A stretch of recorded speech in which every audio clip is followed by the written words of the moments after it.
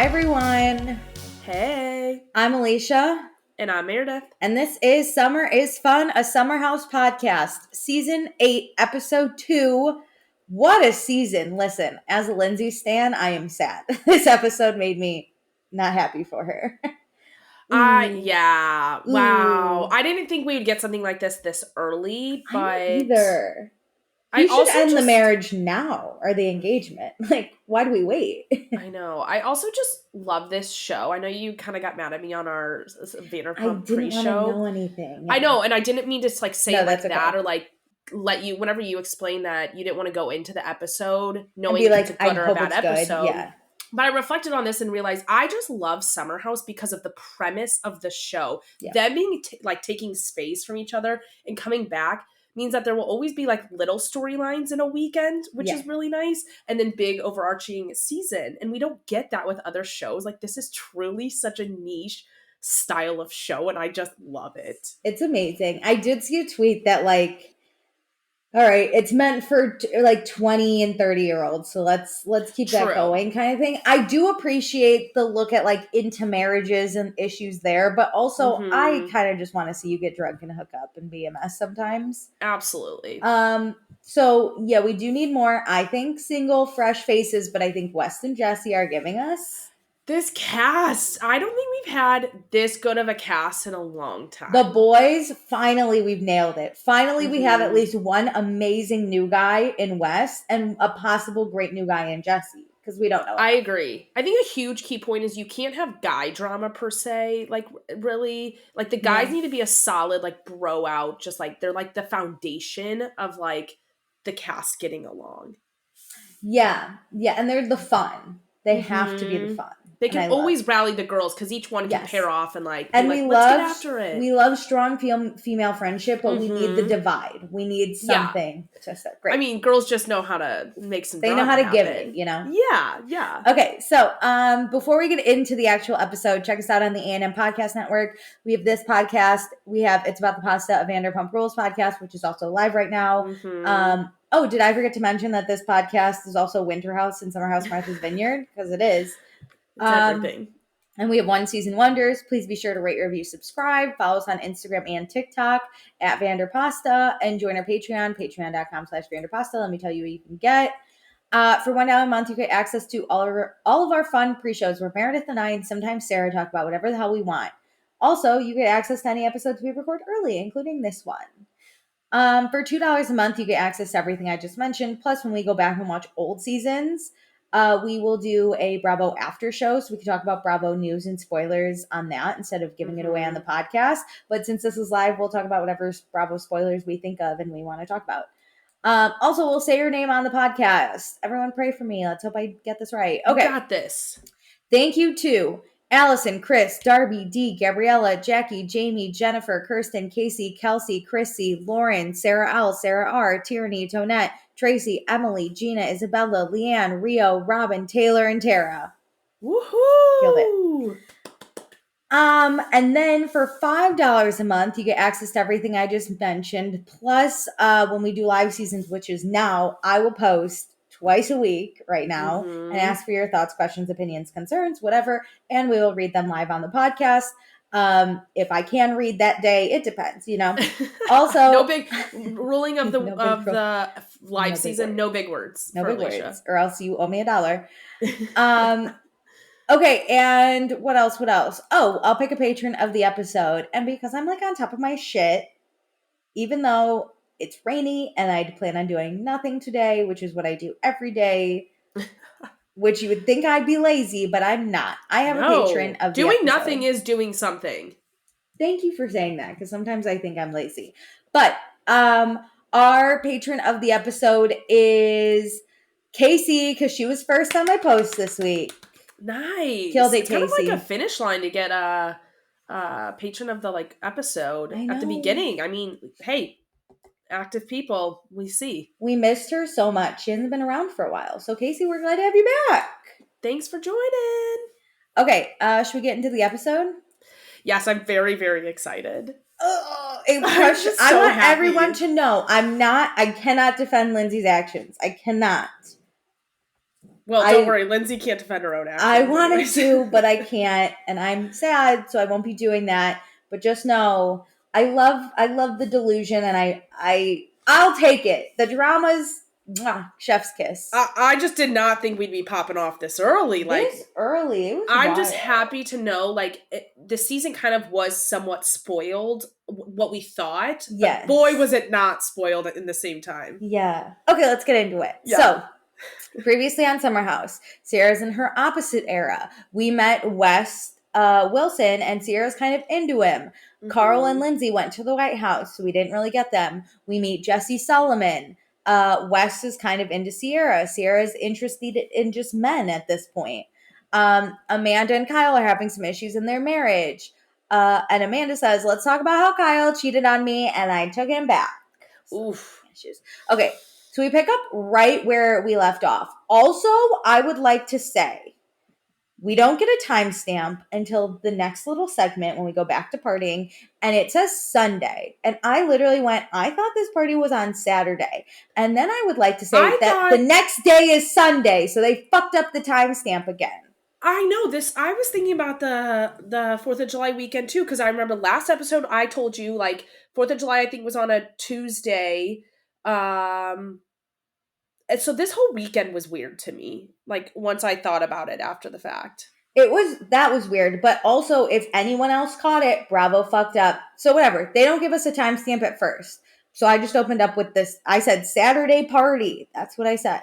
Works and then, because this comes in later. So Paige is telling Amanda what Kyle said, and Amanda thinks Kyle's projecting because, like, Kyle said he doesn't want to bring children into their mix because he doesn't think Amanda's ready. Whereas Amanda said she was born to have children and be a mother, but the business needs to be in a place where Kyle can be a business owner and a father. And Amanda doesn't think that Kyle knows how to do that yet. So he's projecting and saying Amanda's the one that's not ready for kids when really it's him. That makes so much sense. And I can see this fight a little bit more clearly and not be as concerned. I mean, I'm concerned, but like, this is kind of a normal person worry of, like, if you're an entrepreneur, I would think, like, I need to grow my business for my family's, like, financial security, but I want to be able to spend time with my family. And then we as humans just don't get that, deal with things correctly. But to say Amanda would be a bad mother or not ready to be a mother, because she, like, doesn't work at 3 a.m. or whatever, that's crazy, because you see her with these dogs. She's the most amazing mother. So I see why she's, like, so annoyed, but also just, like, not really willing to deal with it, because it truly has nothing to do with her. Agreed. So then we get the timestamp. This is where they put Sunday when it should have said Saturday. Bravo. Let me tell you, whoever's in your editing room, the devil's in the details, people. Like, come on. Like, if you are telling a story, get it correct. Bravo doesn't think that there's a podcast that uses the timestamps and has to go back every single time there is one, so looks at it twice. It's me. I do that. I know. Get an intern to, like, watch the episode and make sure. Hire us to do it. We'll watch. Well, I don't think we need to do that, but I would for money. We would enjoy it if they. I would do it. Anyway, so it's actually Saturday at 3:47 p.m. Jesse's doing Tito polls. Wes's friends show up, and they're all black. And Sierra's like, I'm pumped because she's like, I knew he had black friends. I knew it, and she's so excited about it.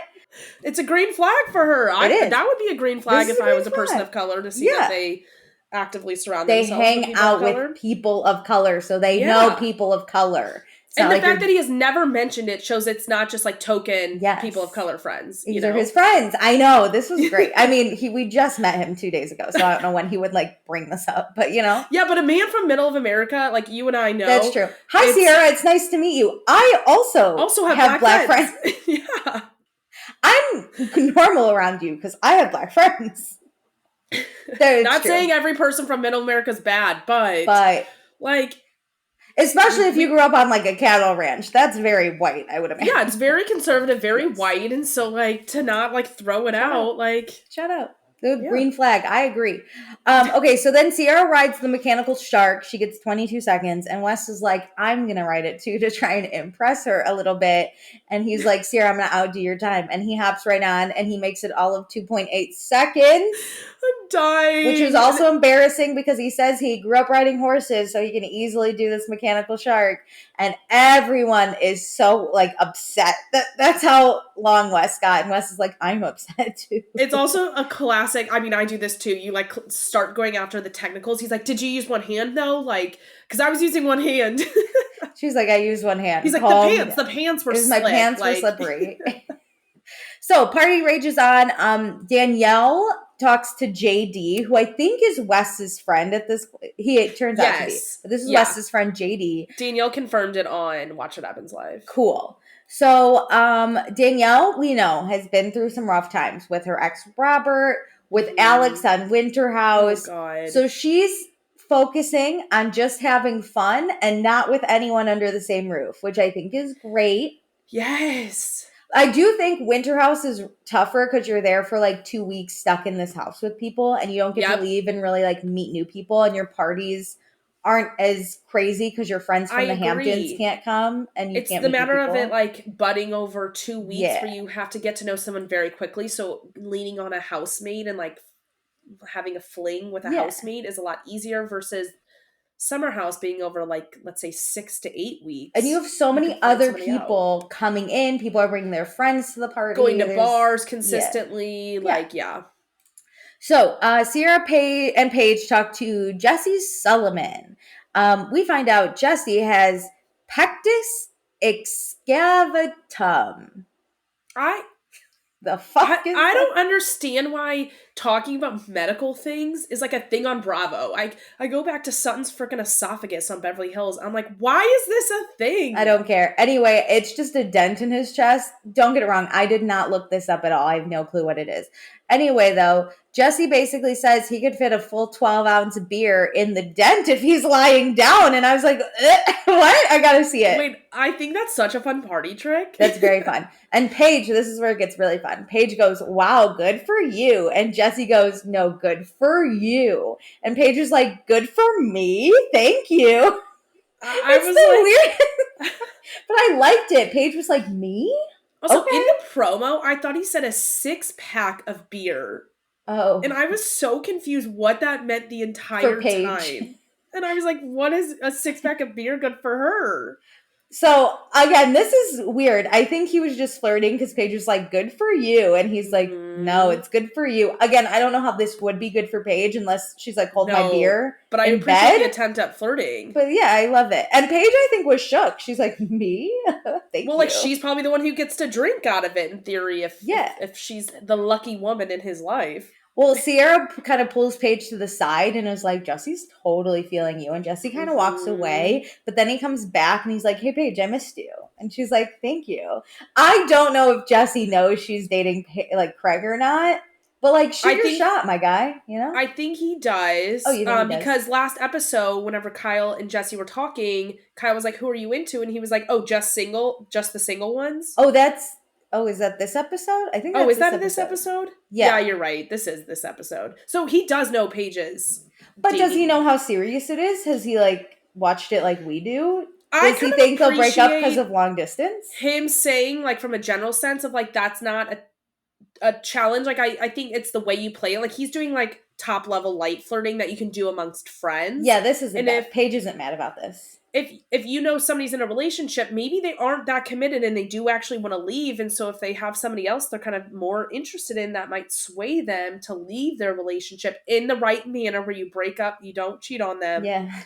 And then start flirting with you. Like, I kind of understand seeing, like, everyone being somewhat slightly open to light level flirting. I love light level flirting. I believe in this. I also believe if you're interested in someone, if they're in a relationship, don't be like, you should break up your relationship. But you can flirt, and if they flirt back, that's on them. And tell them your interest. Exactly. But, like, you're in a relationship, so it won't go anywhere. It only becomes home wrecking if you're, like, being malicious about it and, like really going after someone who's in a relationship. Yeah. But just, like, talking to someone and, like, top level flirting ain't bad in my book. Agreed. So, it's 4:36. Party rages on. Wes does the splits. Kyle and Jesse pee outside. They compare dicks and they do a little cross stream. Oh my god, Kyle and peeing. Its own storyline in every show. Amanda and Wes end up doing the grilling in Carl's absence. That was a big question. Amanda does not know really how to grill, but she's trying her best. And then Kyle and Jesse sit and talk. And this is where Kyle's like, oh, party isn't the best time to get to know people because Jesse like just showed up and got thrown into this party. That's really hard. I never really thought about that. Yeah, like, but Kyle's timing was terrible. Yeah, but like Kyle's like, vibes are high. You seem to be doing great. And Jesse's like, listen, I know I'm great. And if the rest of the house doesn't think I'm great, then that's on them. And I'm like, a confident man. We love it. That attitude is how I'm going to proceed with the rest of this month of March, at least. I love that. So then we cut to Paige really quick. Listen, I've never felt more connected to Paige. She grabs that hot dog and then she puts part of it in her mouth and she takes it out and she goes, I love a hot dog. Like before she bites it, she's like, wait. That's why you and I know our thoughts need to get out. Yeah. At any cost. Like, no, I'm not ready to bite down on this hot dog because I have a thought. You'd have to chew and like you'd lose the moment. You'd miss the moment. I need everybody to know right now that I love hot dogs. She takes it out. She goes, I love a hot dog. Nothing says 4th of July like a hot dog. And then she proceeds to shove basically the whole thing. She inhales it. I love. Anyway, she's the people's queen. So Kyle and Jesse, back to them. Kyle's like, hey, are you eyeing anyone? And this is where Jesse's like, just the single girls or is everyone? Is everyone fair game? Jesse does think Paige is his jam. And he says like there are so many girls without girlfriends, but a lot of the good ones, or there are so many girls without boyfriends, but a lot of the good ones have boyfriends. And he's a killer. He gets with girls. So if he's not going to steal your girl, but if there's a cute girl, he's just going to go after her and see what happens. Which, fine. I think if Craig shows up, Jesse would be like, bye. I'm not into it. That's the thing. I don't think he would do it like in front of Craig or like go so hard, but it's not going to stop him from talking and that light level flirting like. And they all light level flirt. Kyle and Paige light level flirt. Like it's just a fucking whatever. And he's right. Like the best people tend to be in relationships because they're like secure partners. Like they find relationships and like they stay in them. I actually was very much like I am not the best type of woman. I'm not one of these people. No. Anyway, so it's 8:18 p.m. Danielle's still hanging out with JD. Good for her. Kyle is looking for Amanda, and Danielle's like, I don't know where he is. Can you get the fuck out of here? I'm like on a date, loser. No, she doesn't say that, but she's like, bye. We do cut to Amanda, though, in Paige's bathroom with Sierra and Paige, talking about how annoying Kyle is and how Kyle sounds like a grown child, and she just wants him to stop complaining, but she loves him. But she's like, if Kyle's so unhappy, I tell him all the time he can leave. And Paige is like, Amanda is upset because saying Amanda's not ready to have children when that's what she wants, that's like a low blow. Yeah. And also Paige is like, if Craig ever said that I'm not ready to have children when I want to have children, it's because I'm like raising him because he's a child. And I was exactly. Like, oh, yeah. So Danielle and JD still vibing. They kiss in front of all his friends. That was fun. I thought that was so. I love riling up like friend groups and stuff like that. Well, they were all pointing, and she's like, "Give me a kiss. Give them what they want. Give them a kiss." So it's 9:10 p.m. The party starts ending. Sierra's like, "I'm gonna make quesadillas," but she can't work the oven because she thinks it's a microwave. This is what's like fun about this show is it's like normal people living and just like little things that just crack me up throughout the episode. It's reminded me of, do you remember when Sierra took out the orange juice and was like, September 29th, what month is it? And Paige was like, it's August. And she's like, God. So is it bad? It's 2 months? Yeah, I think she said it was like 2 months bad. She's like, is it good? And Paige is like, it says it's August. And Sierra goes, this is my favorite. She's just like, yeah, sometimes this is the date the store has to sell by. And Paige is like, what are you talking about? She's like, yes, and it's August. I think Sierra's not meant to be in a kitchen without supervision. I was about to say without West. Like, she is a sous chef. Somebody tells her what to do, she does it. Because Paige will let her burn down the kitchen and be like, you're an idiot. Whereas Wes would stop her and be like, let me show you. Wes is like, here's the knife, chop and slices. He would do one and be like... He'd give her one of those kid choppers that you can't cut your skin. The plastic one. Try. So, Danielle, of course, wants to keep the party going because that's Danielle. So she lights the fog machine in the house. But then the house is like, the people are like, it's so foggy in here. The smoke alarm is going to go off, Danielle. So Danielle's like, crap.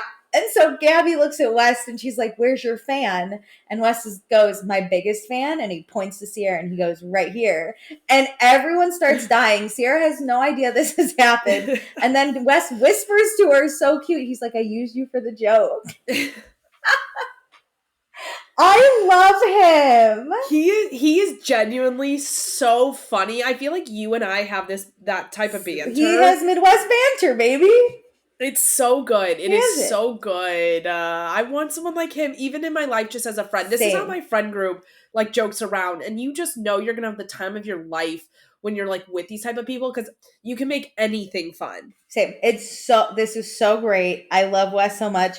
For those of you who don't know, we do have a Wes Wilson for free on our Patreon, so that's like really fun. We're not sure if it's the real one. Do you think if it's not the real Wes Wilson on the show, can somebody just tell us? Because tell us who you are. Anyway, if it is Wes Wilson, do you think he listens to our podcast to see if he's like doing well for like feedback on if we like him as a viewer? If he is, he's doing amazing. Incredible. That's what I would do. These two Midwesterners, you represent us well. Thank you. Because we rarely get represented well. I know. Well, like Luke went above and beyond in the Midwestern category. And I was like, but the East Coasters didn't understand him. We did. Yeah. West is a middle guy, I think. Yeah, Jesse, I'm still feeling out. My suburban Chicago boy, but we'll see. He needs time because he didn't get the time to like spend with the house. You got to know your crowd to be able to hit the jokes right and like meld well. So like we'll give figure it out till the end of the episode. So Danielle has the Send It Lab open for business. And of course, her and Kyle are in it to win it. But they're joined by Wes and Jesse, which I love. We got to send it. This was fun. Everyone else is upstairs and they're like, this is insane. But whatever. So everyone goes to bed except Kyle, who drunk eats with Mom the big banana. He's so consistent with his bits, but they never get old. I know. I would watch him drunk eat forever. Just be like, what's next? If they ever do live feeds in the summer house, it's the only time I would tune in. It'd be like, oh, it's like 3 a.m. Kyle's probably in the kitchen somewhere. Here's the thing. I don't even need it to be live feeds because I think that would spoil it in the show, you know? Well, obviously. The extra similar as if it was live feeds, but give me some like extra footage feeds just from the cameras of like stupid little bits that have nothing to do with the show plot, but just them having fun. To promote the show. Be like, are you ready for Summer House? And just they can do it when the show's airing. I would like watch extra, more scenes. Like an extra. Yeah. Yeah, like after it drops, you know, like because the show's on Tuesday, on Wednesday they drop the additional feeds on Peacock. I love that. Mm-hmm. So it's Sunday, 9:57 a.m. House is starting to rise. It's a mess. And Wes goes outside and he sees the mess and he just lays down on that lawn bed and puts his hat down. This is how I feel every time I throw a party at my parents' house. I literally love to hide and just like day nap where you're not really like sleeping, but you want to be out in the sun. Like you're like, not my problem. Well, Wes is also smart, right? Because the mess is right where he is. So he goes out there to let everyone know he's ready to clean, but he's not going to do it by himself. I will never clean by myself. No. So Amanda wakes up. She looks at Kyle. She's like, I just want to go home. And Kyle's like, wait, what the fuck? And she's like, I just want to go home. And Kyle was like, okay, could you not yell at me? Because I want to shower first before we leave. And Amanda's like, so shower now and don't go downstairs. Yes. And Kyle's like, I feel like you're really cold, Amanda. And Amanda's like, I'm not going to do this. And she ends up leaving. She showered though, so she's ready. That annoys me for like what is to come in this day. Because I'm someone who like when I'm ready to leave, I am ready to leave. Let's get the fuck out of here. Like I don't like to dilly-dally with things and with anything in my life. Like let's go home. Let's clean. Like we know what we need to do today. Yeah. Let's speed that up and get home. So the rest of the house is downstairs. The girls tell Jesse Solomon to make them breakfast. Gabby has a bunch of pictures on her phone of Danielle and JD. So they must have stolen Gabby's phone and done drunk pics.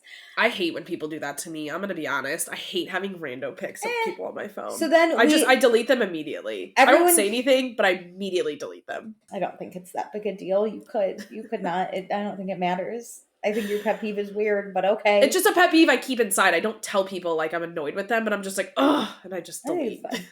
But Sierra finally gets a look at JD, and she's like, ooh, you love a skinny man. And Wes in the background is like, do you like a big man? And Sierra likes Wes. She's like, Wes is funny. But Sierra also says she's done funny. And I was like, who was funny? And we get a video of Austin. Who she was talking about. And I was like, don't you dare compare Wes to Austin. Austin's not funny. He's goofy. He's like a goofy guy. He's humorous, like on his show especially. Like there aren't many funny people on Southern Charm, so his humor stands out a little bit. Bar is low. Oh yeah, but like even on just apples to oranges of the shows, like it's not like he's the West Wilson of Southern Charm. And I think like, when your bits are funny is different than if you're actually funny, because if your bit is funny, you're not trying to be funny, right? Like Kyle's not trying to be funny when he drunk eats. No. But that's like a bit that we find funny. But I would never be like, Kyle is so funny because he does that. I'd be like, the bit's just funny. The situation's funny. West is actually hilarious. Like, he has us as viewers cracking up at a joke we didn't firsthand experience. That's hard. Yeah. Like, he has good timing and great jokes. Austin has good timing to know when to say things. That's it.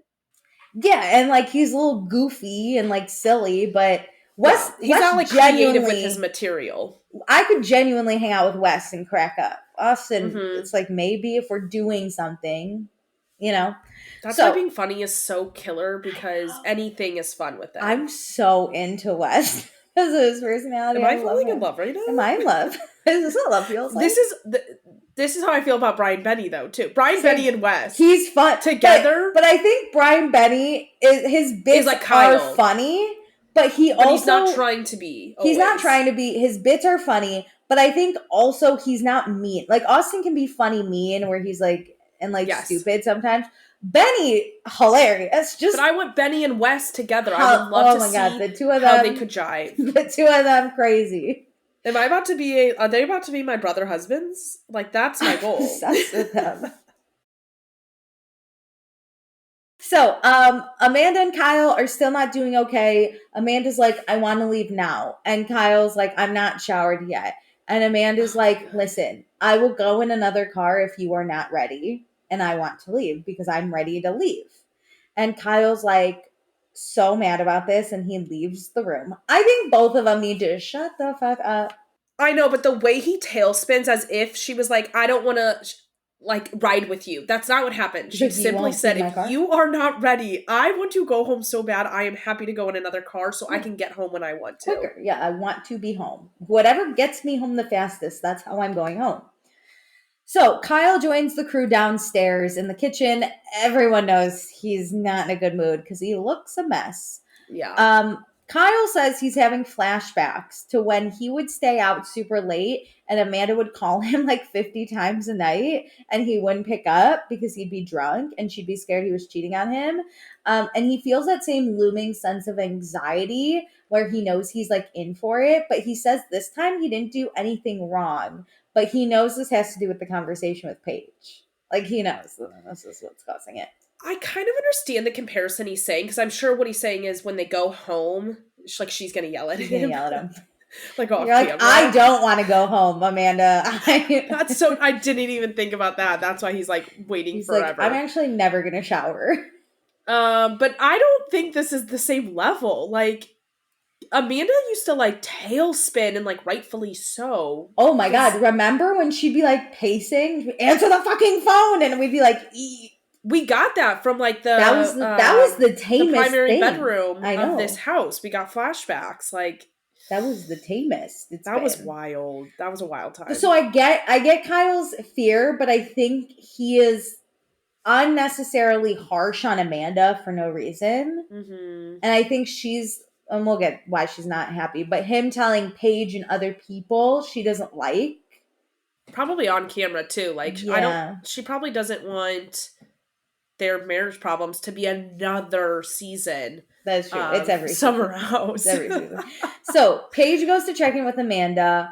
Amanda just doesn't like that Kyle's talking shit about her. And Paige, being a great friend, is like, he's not really talking shit, but I get what you're saying. I don't think he's talking shit really. I don't think so either. Like this, I think it's nice that actually he went to one of her friends to kind of vent and talk about it. And it's a mutual friend of theirs. Like she's friends with both of them, but But I like how Paige said, I get what you're saying, because I also get what Mhm. Amanda's saying, but she's like, it's not that serious. And Yeah. Amanda's crying and she says him just complaining about me to other people Yes. and making me look bad, I don't like. Because he Especially does, right? because it sounds like he is saying this stuff to Amanda. So it's not like he's just trying to avoid talking to Amanda. Like, you're already saying it to Amanda. Why do you need to say it to more people if you guys are already discussing it between the He's two of saying it to you? Amanda, and he's saying to other people stuff like, she's lazy, she never helps me out, she's not going to be great with kids, I want to bring kids. Right? So he is kind of like making her look like she's the bad guy, or like the quote Yeah. unquote the bad one. Whereas you could spin it and be like, Kyle never stops working and he never spends time with me, and I'm okay with that, but now he's mad about it. But now I'm the problem. I Yeah. hate when he calls her lazy. It bothers me so much. I agree. What would he think of me, who's doing literally nothing today? It's okay to do nothing. It's okay to want a chill life. Like, that's That's Paige said it Amanda. last week. That's her personality. Like, I think she's a hardworking like person when it comes to her job. Like, look at all the Loverboy stuff she does. I don't know Yeah. if she has like other designers But who she work with works a her. 9 to 5 and then she's done. She works to live, doesn't live to work, and that's a clear issue between them. Like, Kyle lives to work. Kyle's life is work. Yeah, is Loverboy. He is He the loves Loverboy. companies. He loves bird dogs. He loves that other company he had. Phoenix. The fitness app. Phoenix, that was it. I was like, what was that meeting he went to for the app? Kyle's businesses live rent free because I have admired him and like how hardworking he is, and I think that's really great. But your wants and desires cannot be put onto someone else, especially your wife. Hilarious though. Okay, so Amanda comes down to eat Jesse's breakfast. Jesse does a toast to new beginnings. Some people even raise their toast in honor of the toast. Oh, I didn't catch that. That's yeah, so Danielle funny. raised. She's like, I want him to do a toast, and he does, and she raises it. It was good. Oh my god. So Danielle says she doesn't think they've ever had this good a weekend, and everyone's like, yeah, and they're like, we're all coming back next weekend. It's gonna be great. Same attitudes. And Kyle's like, Carl and Lindsay will be here. And Jesse's like, I don't know them. So that sounds great. And Danielle is sitting there. And in her little interview, she's like, listen, I've found my inner peace. I've learned how to deal. She's like, however, the two people who really challenged my inner peace last summer are coming. So we'll see. But Danielle knows she has work to do with them. And she doesn't want to be not fun, because she's single and she's in the Hamptons and this summer is about fun for her. She is the epitome of summer should be fun this summer. That is how she's living her life. I think she did it this 4th of July weekend. This was great. And I think she's set up with besties with the girls to be like, okay, I can like kind of have some distance from them. She's not Lindsay's number one. Yes, which I think will help. So it's 11:33 a.m. It's time to clean. Someone left an ID, and Sierra's like, yo, we should keep it in case one of us needs a fake ID. And Paige looks at her and goes, we're all like 30.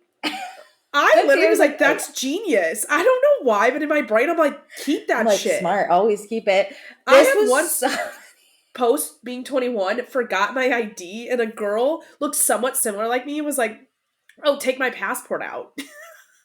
I love. Also, though, so funny. I think Sierra used to just get a bad edit, because I actually really like her, and I've been a big hater on Sierra in the past.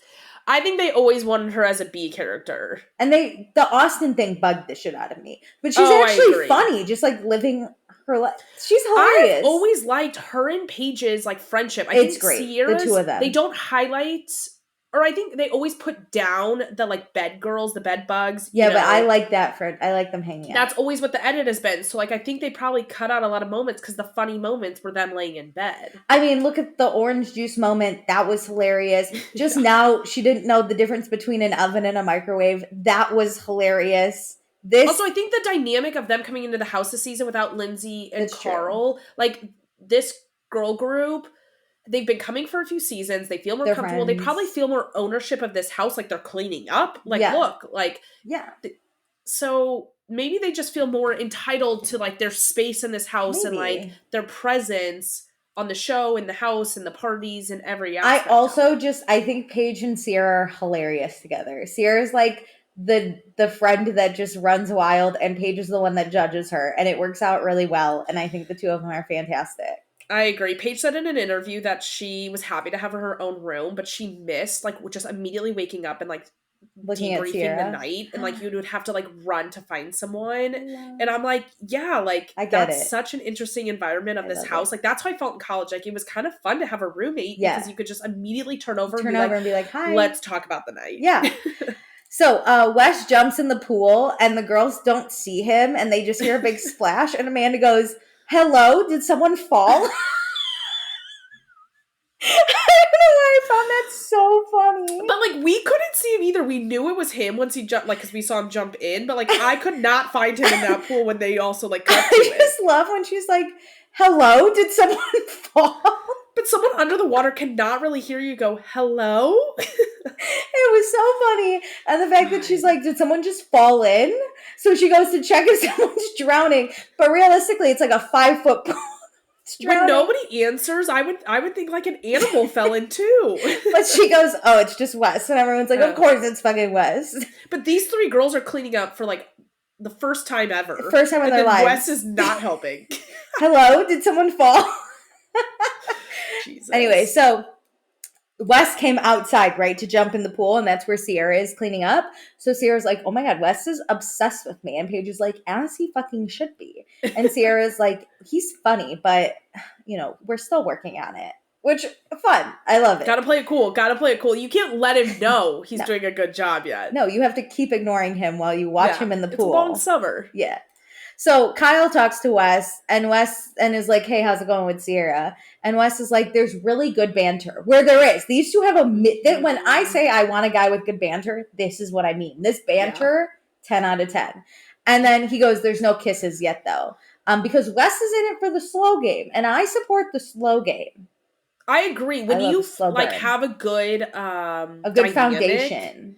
Well, you can easily screw it up, and then it would ruin it. It would completely eliminate it, even as friends. Yeah, and so you got to tread very carefully, because if you walk it very slowly, you can walk it back very slowly. See, this is when you're interested in the house, right? When it's housemates.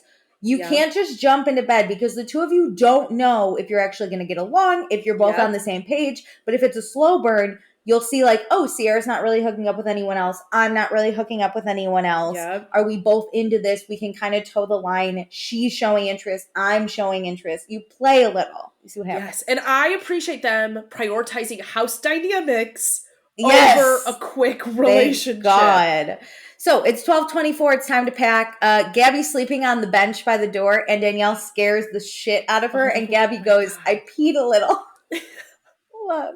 I hate being scared. This is the best house dynamic. The best. Okay, so. It's good, and it's not boring, though. You would think that, everything going well would be kind of boring. And maybe if this was how it was the entire summer, maybe it would be a little boring. I like that there's a little drama with, the Amanda Kyle. I can handle it, because that's the only drama. But I'm just saying, an entire summer of this would probably get you bring in Craig. He squares up to Jesse Solomon. True. Fine. True. You can whatever. So.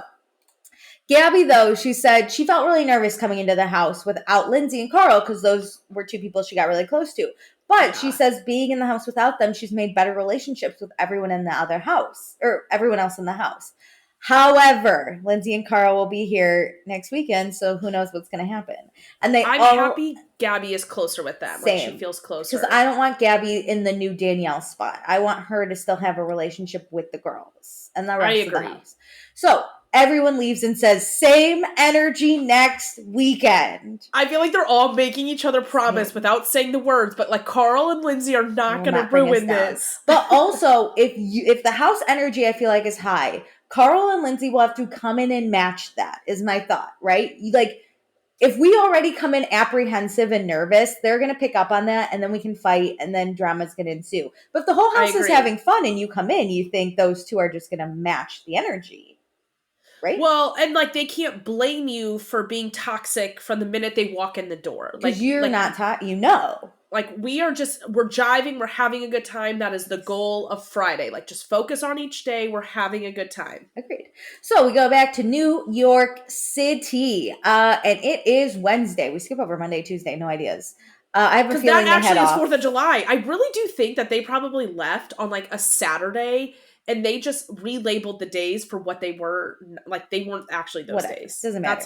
That's my thought. Well, a lot of companies you had to work on Monday and then you got off Tuesday. These are not real people. I know, but like Kyle was probably like, because Carl and Lindsay went to actual 4th of July in DC. You're right. Yeah. Who knows? Who cares? So Wednesday, we're at the basketball court. Carl and his two weirdo friends, every time they shoot, they go razzle dazzle.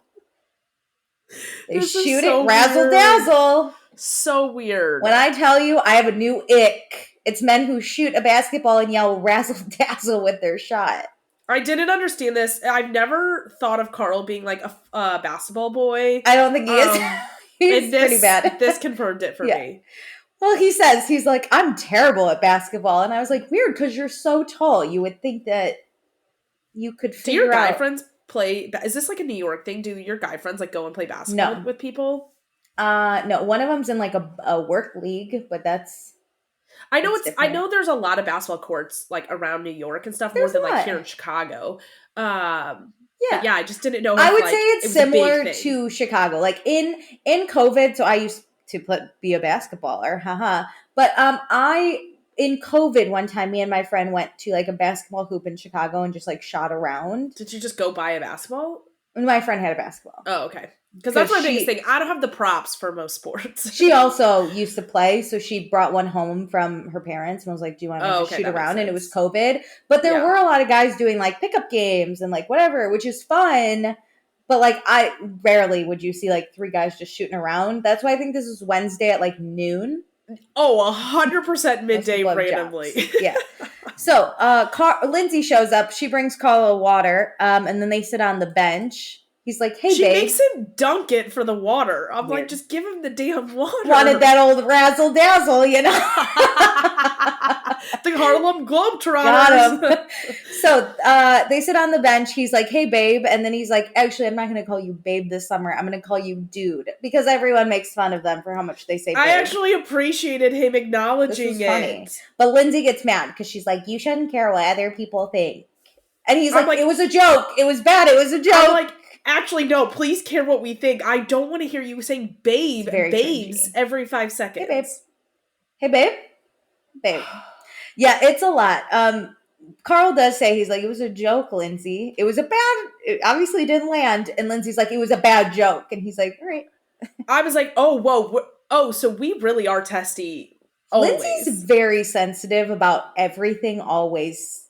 Like, everything's an attack on her. That is a perfect way to describe it. Like, he's just making it, like, it really wasn't meant. And it wasn't like Paige making the joke. It's your fiance.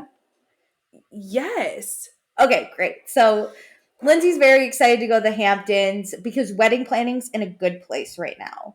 And this is their last summer before they're married. And Lindsay's like, who knows? Next summer I might be pregnant and we won't go to the Hamptons. And Carl's like, yes. I have full body like freak out every time somebody talks about purposely getting pregnant, but that's just the stage of life I'm in. Yeah, and they talk about how they're getting married in 2 months, and Carl's like, I can't wait to let loose as a sober person this summer. And Lindsay's like, hopefully it's a lighter summer than last year, because last year was the worst summer. And they're both like, it was the worst summer. Besides the proposal, it was the worst summer of our whole lives. And I'm like, it was a bad summer, so I'll give them that. So things have gotten better with Danielle. However, they don't know what will happen. Danielle has been invited to the wedding. She hasn't said anything about it. Which this is where I was like, oh, I really wonder what Danielle's thinking, which we find out later. But I was like surprised that she's invited, honestly. They're also mad she hasn't RSVP'd yet. And I'm like, well, it's 2 months. I know, but they said she has 10 more days. I'm someone who I run up against. It's not like an active diss because she hasn't RSVP'd yet. If the date had passed. Oh, she has 10 more days? Yeah, they said something like, well, she has like 12 more days to do it. Oh, okay. Well, like, she has more days. Also, I think it would be rude if she just didn't RSVP in the deadline pass, because agreed. You should at least say no, but she has more days.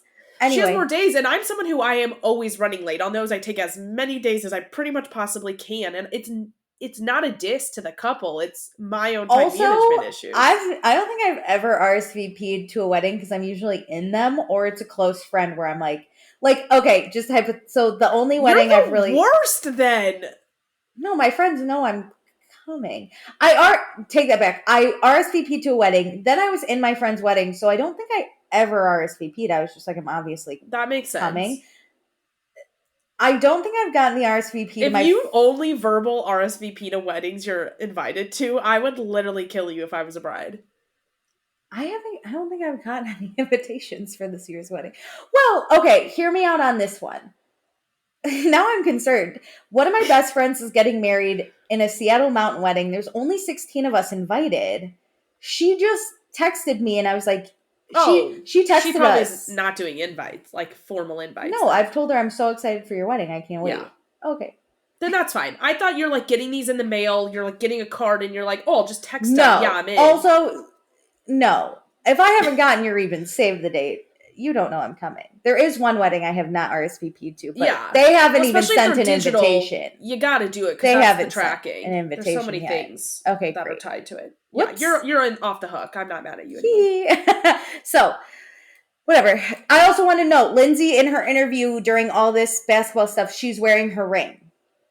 Okay, I think some of those. I think they started doing. I think think too. Those interviews at the end of like August. I think so too. I wanted to note for the viewers who are like, when she's wearing the ring, and that's how we're going to decide when these interviews are done. I don't think Lindsay's the type of person that would wear the ring if she wasn't engaged. 1,000%. I think it's in the bottom of the ocean. I think it's going to be very obvious in her eyes. In her eyes too. Lindsay can't hide anything. No. No. She's not going to smile and talk about the wedding. Because we will talk about her statement. Even in her statement, she can't even like put aside the like break up that she like posted after this episode. So like I know there's no way she could sit in those interviews and pretend like everything was cool for the sake of the first part of the summer. Say what you want about Hub House. She's a monster, let me tell you. But she will always let you know the truth on her face. she will feel her feelings. Still in New York City, it's Thursday. Sierra's doing a modeling gig. She's a little anxious about it.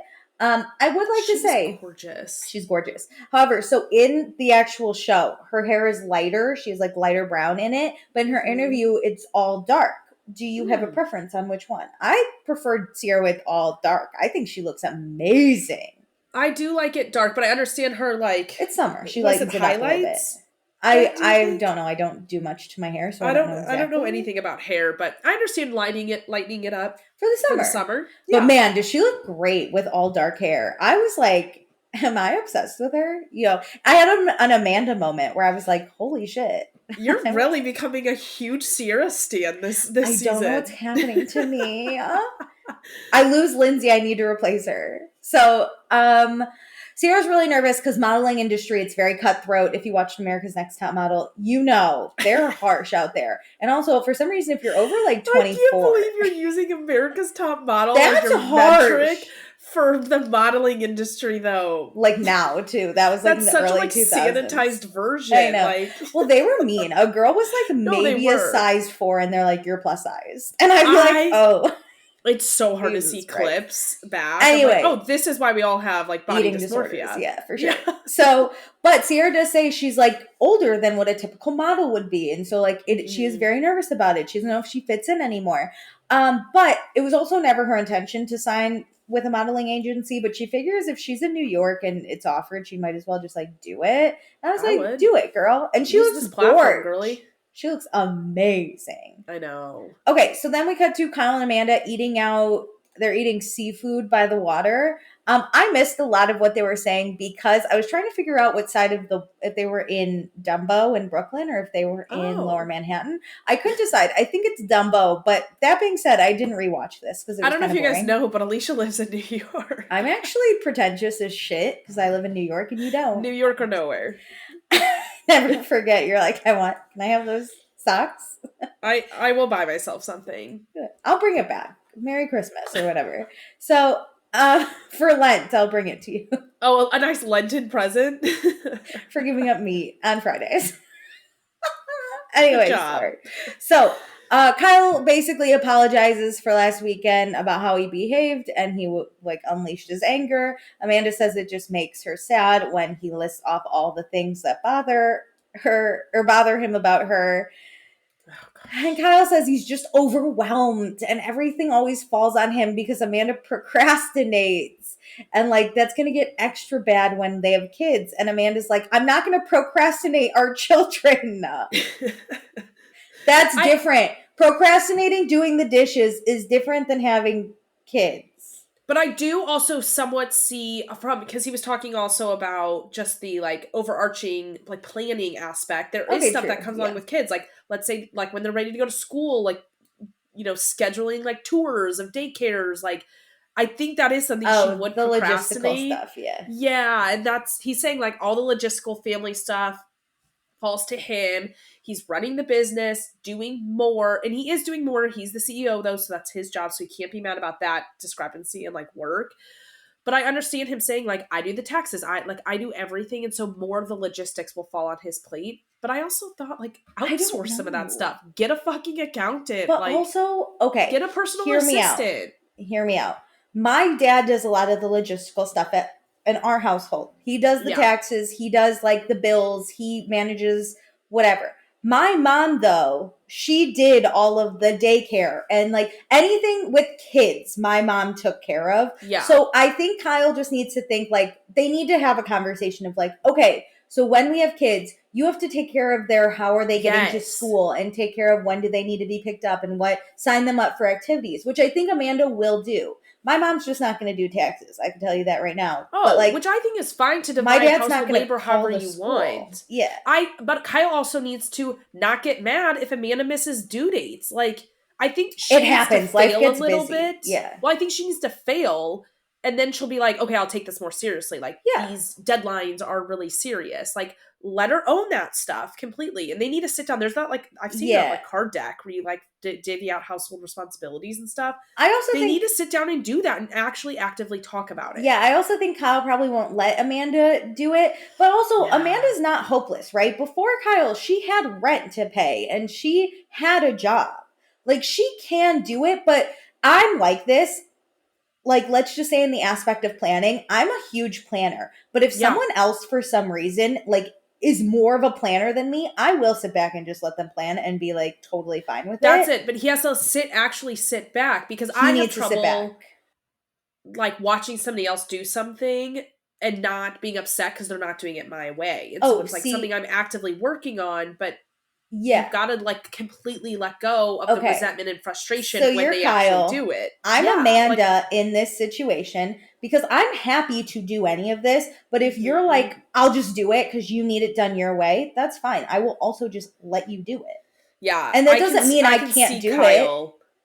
But he needs to get over this and like Kyle to me is like, we have to pay the electric bill 12 days in advance. And Amanda's like, I'll pay it when it's due. Where you're so, I am way too structured. I am way too like type A to the point where it's like hurting me because if I either have to do it and I'm mad that you're not doing it, or I see you do it and you're not doing it the way I want and I'm mad. And like, that's what Kyle needs to not do is like, get over it and like, not be mad in both situations. You need to find a way where you're not mad. Exactly. So whatever.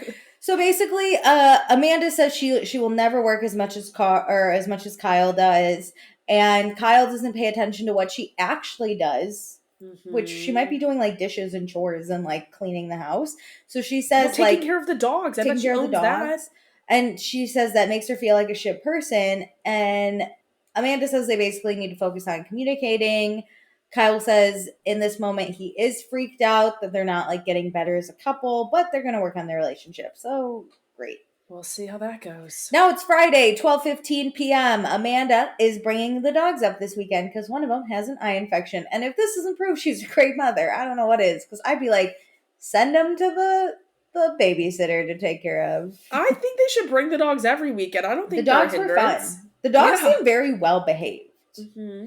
And Amanda keeps them on a tight leash. These dogs aren't getting away from her. And I saw Kyle bringing in like crates. Like they're prepared, so it's not like a hindrance to the partying. By and you know who probably packed all the bags and the stuff the dogs need? Amanda probably did. So it's 3:42 p.m. We get to the house with Danielle, Amanda, and Kyle. Paige and Sierra are right behind them. Paige looks amazing. I don't know what her travel wardrobe is, but I would be I'd be a Sierra in sweats and a tank top and be like, Paige's dedication to her fashion and her looks, especially on the show, adds just another level of enjoyment for this show. She also said, I thought this was funny, she packs for the weekend, but like Amanda and Kyle will pack for the summer and then like leave stuff and she brings everything and then brings everything back. Yeah, I agree, because what if you wanted that pair of shoes in the city? Maybe, yeah. I don't know. Also, Amanda's not she's not like, fashion's my job. She's a lover boy girl. No, and like she isn't her work apartment across the hall from her living apartment, so it's not like she's taking care of dogs on walks. Yeah, you really need. Yeah, she's like wearing Uggs. Like shoes are not a priority. So it's 4:18 p.m. Jesse, Solomon, and Wes are driving down together. New two boys. The girls are like, what will they talk about? But actually, they have much to talk about because they hung out in the city at a WNBA game. I love, hey, everybody watches women's sports. Let's get after it. Woo! But also, I love that they're doing things on their own, whether it's for the camera or not. But I am pumped for them to solidify a little bromance here. Me too. You know, two single guys just hanging out, they gotta be together.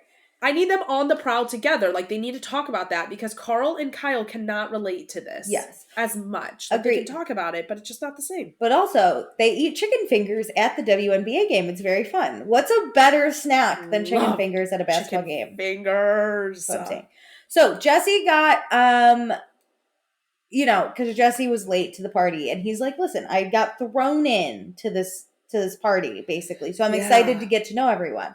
And Wes is like, so who do you like in the house? And he's like, you, obviously. He says he also thinks Paige is cute. Fair. She is. She's very gorgeous. She is very cute. Jesse says, though, first he really wants to come in and be friends with everyone. That is his priority. If things happen beyond that, then that is fine. So that's also a great attitude because we're in a house. I cannot stress enough. Yeah. I mean, the way people are prioritizing the group dynamic. Oh, my God. They all watched Winter House. They all watched Winter House and went, never. Yeah. So Wes says he's vibing with Sierra. He says banter is great. But also, the banter between Wes and Jesse, Solomon... two Midwestern white boys. This is one of my favorite scenes from this episode. Because Jesse's like, it would be really cool if you guys hit it off. And Wes is like, I thought we were already hitting it off, asshole. They're fun. They have good banter. They do. They have the best Midwest banter because they're both our Midwestern boys. I'm sad Wes isn't from my state. I wish I had claim. But Meredith also has Tom Sandoval, so we'll give her Wes to even out Missouri a little bit, you know? Oh, I know, but Missouri also doesn't deserve to be evened out right now. True.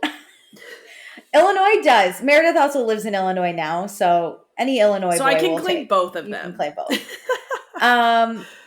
So back at the house, Paige asks Kyle if Amanda ever grabs his hair during sex, like the mullet. And Danielle's like, how often do you think about them having sex? And Amanda goes, multiple times, but the hair thing has been on my mind all day. Paige says it. Paige says it, sorry. I hate picturing my friends having sex. It actually, sends me into a freaking tailspin. I do it. Oh my God, no. But I did we get Kyle to answer the question? I'm so curious. No, I don't think he did. Anyway, Paige asks Danielle if she's nervous about Lindsay and Carl coming. Danielle says a little, but she's here to have fun, so she lets the house know vibes are high. We're keeping vibes high. This is not going to interfere with the group dynamic. Thank you, Danielle. Another person prioritizing the group. So it's 5:50 p.m. Lindsay and Carl and Gabby have arrived. The dogs find them first, which I think made it a little easier to be like, come in, we'll do the hellos inside with the dogs. Yeah. So we do some hellos. Lindsay does feel a little awkward and anxious because she hasn't seen the girls since the reunion when they all yelled at her. Which I didn't really think about that. And that is, she comes in pretty timid, and so that makes a little bit more sense. She said she felt really attacked at the reunion, and she's hoping for no conflict because Carl doesn't like conflict. So she's trying to be on her best behavior with the girls. And no matter if that, like, what the comments were, if they're true or not, that's hard for, like, multiple people to be talking to you like that. That dynamic, no matter what, is tough. Hard. So, but also throw in you missed the first weekend, so you're coming in. Yeah, I feel like you have to come in and see, like, how are they treating me to know how to respond. And I think Danielle does well. She was like, "Oh, you're doing rosé already? That's fun." But like the girls obviously already have this rapport that Lindsay's not in, so I understand her feeling uncomfortable. Yes, and it's hard to be like super bubbly to somebody. It takes time to like start it back up. So like. It doesn't shock me that this, like, interaction is a little weird. Awkward. It doesn't shock me Lindsay's uncomfortable. It doesn't shock me it's a little awkward. I understand where Lindsay's coming from. I appreciate her trying.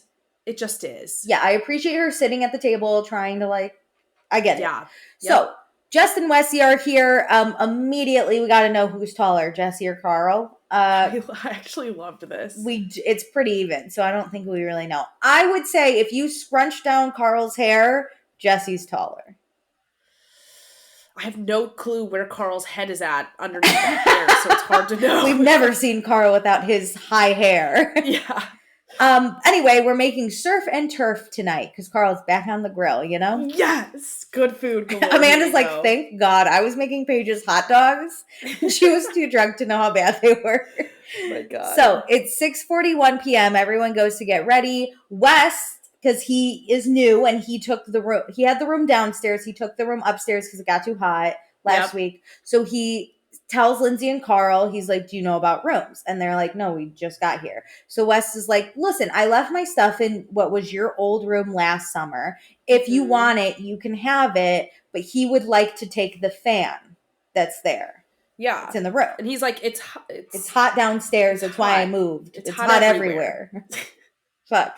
So Lindsay's like, if the room you're talking about that I had last year, that was the hottest room last year. So no, you cannot have the fan. And Wes is like, why don't you go up there? Let me know the temp. If you're good with it, I'll take the fan. We'll figure it out. Yeah. And Lindsay goes, well, I know the house. I've been here for many years. And I was like, oh, that is so rude. That was rude. I was shook. Because Wes is being nice. He's like, I'll go take a shitty ass room downstairs. And also, Wes knows them. Let's remember that. They're friends. He has been to their apartment. They're the entry point for Wes in this group. Yes. If Jesse Solomon kind of did that, it would make more sense to me. But it was also, Wes, and I was like, what was the point? He also knows them. So they should know that Wes did an interview where he said he didn't watch the show, but when he got cast, he watched it. So he knows that this was Lindsay and Carl's old room. They should know that he knows that they've been on the show a long time. Like, Wes is educated. He's not saying I know the house better than you. He's saying, let me know what you're thinking about the house right now in this present situation. Also, every summer is different, okay? The air conditioning could change. It could be a hot summer. It could be not a hot summer. Wes is telling you the downstairs room was hotter, so can I take the fan? And Lindsay's like, I actually have lived here many years. So fuck you. I thought that was so bitchy for no reason. This was really bitchy. It immediately told me, like, her attitude, unrelated to anything she with the girls. She always feels attacked.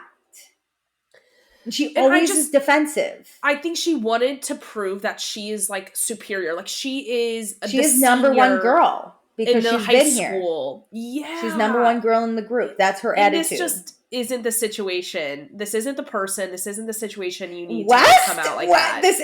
He's giving up his room. B, it's West Wilson. He's just trying to... That's another thing. You are here last. So he is actually trying to do you a favor by letting you pick which one of the Sierra, 2 rooms. Fine, you two go at it. But Jesus Christ. Also, West is now like, listen, I know that their relationships in the house are bad, but I'm trying not to feel fucking weird about this. I wonder if he's like, wow, you in the house is different than you, like, normal. Well, he immediately is like, vibes are different. I don't know. But Lindsay says she needs a bathroom, so she's taken the room. Which, like, fine. He offered it. He just wants the fan. He's asking you to pick, so, like, he's being nice and letting you pick which room you want. It has nothing to do with him He just wants the fan. Just pick a room. He just pick a fucking room and let him know if he can have the fan or not. Jesus Christ. So at 6:45 p.m., Lindsay gets the room she wants. Wes is moving his shit out actively. Of the two that she wants. But Wes is moving his shit out. And Carl comes upstairs as Lindsay's like moving their stuff in, and he's like, hey, I know you're mad. Like, what's wrong? And Lindsay's like, no, good vibes only, and does like the Hawaiian chakra. You can tell by her body language, though, she's not happy. Mad. I know. Like, good vibes only. And Wes is in the room as Carl's like, I know that it's not good vibes. I know you're anxious. And Lindsay's like, I'm fine. And Wes is like, I'm gonna leave. He's like, get me out of this room. I don't want the fan anymore. You know what? No, I'll go buy one actually from like Walmart. I've decided what side I'm on, and I'm gonna be on the fun side, so it's not here. So then Kyle checks in with Danielle, which I thought was nice. He's like, hey, how are you doing? And Danielle says it's an adjustment because their friendship was basically done last summer, and now they're like in a better place, but they're still not friends, but they have to live together. And so Danielle says she's going into it with she doesn't want the same friendship attitude, but she'd like to be in maybe a different kind of friendship with Lindsay. Yeah.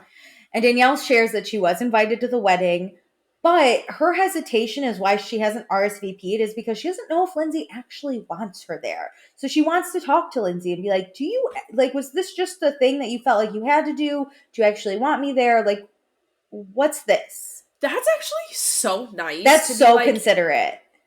I don't have to go if, like, this wouldn't be something you really want. And that's okay. I think Danielle wants to be like, I'm not offended if you don't want me there. I understand it. No, and it does not need to be a thing. I think it would kind of be a thing on social media if people saw it initially without knowing. But I think Danielle would be like, we're in a different spot and we're good. I support. Yeah, like I couldn't go. Like that's why I declined. Yeah. Oh, that's so sweet. Lindsay walks by as they're talking, but I don't think she heard because they're whispering. I don't think so either. Yeah. And mics are weird. Okay, so we get Jesse singing in his room a little bit. He's very good. Him having a good voice, still, I'm shook. Same, because it doesn't look like he should.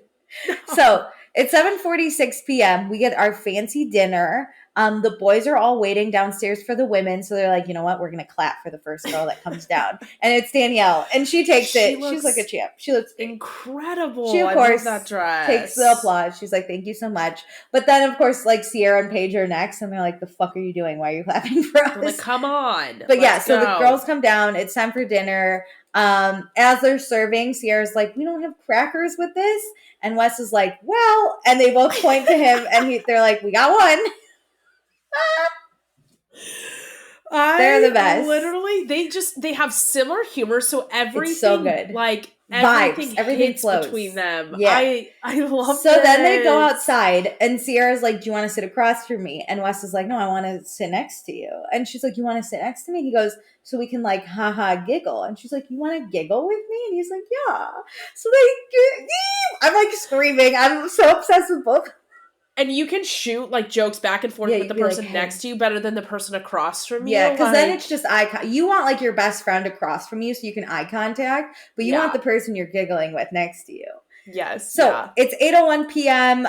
We finally are all at the dinner table. We thank Carl for dinner, and we're gonna have a dinner game that Paige says you need to go around and say something that the people at this table wouldn't know about you. And Lindsay's like, well. You know everything because I'm on TV and I've lived with you for how long? We've done this forever. So we're just going to do this with the new people. Wes goes first. Thank God, by the way. I would like to say my note, we'll get there, but Wes goes first, which I thought this was a cool fact. Paige laughs at him, but he says I want to do this. Same, it's on my list. This is such a Midwest thing, though.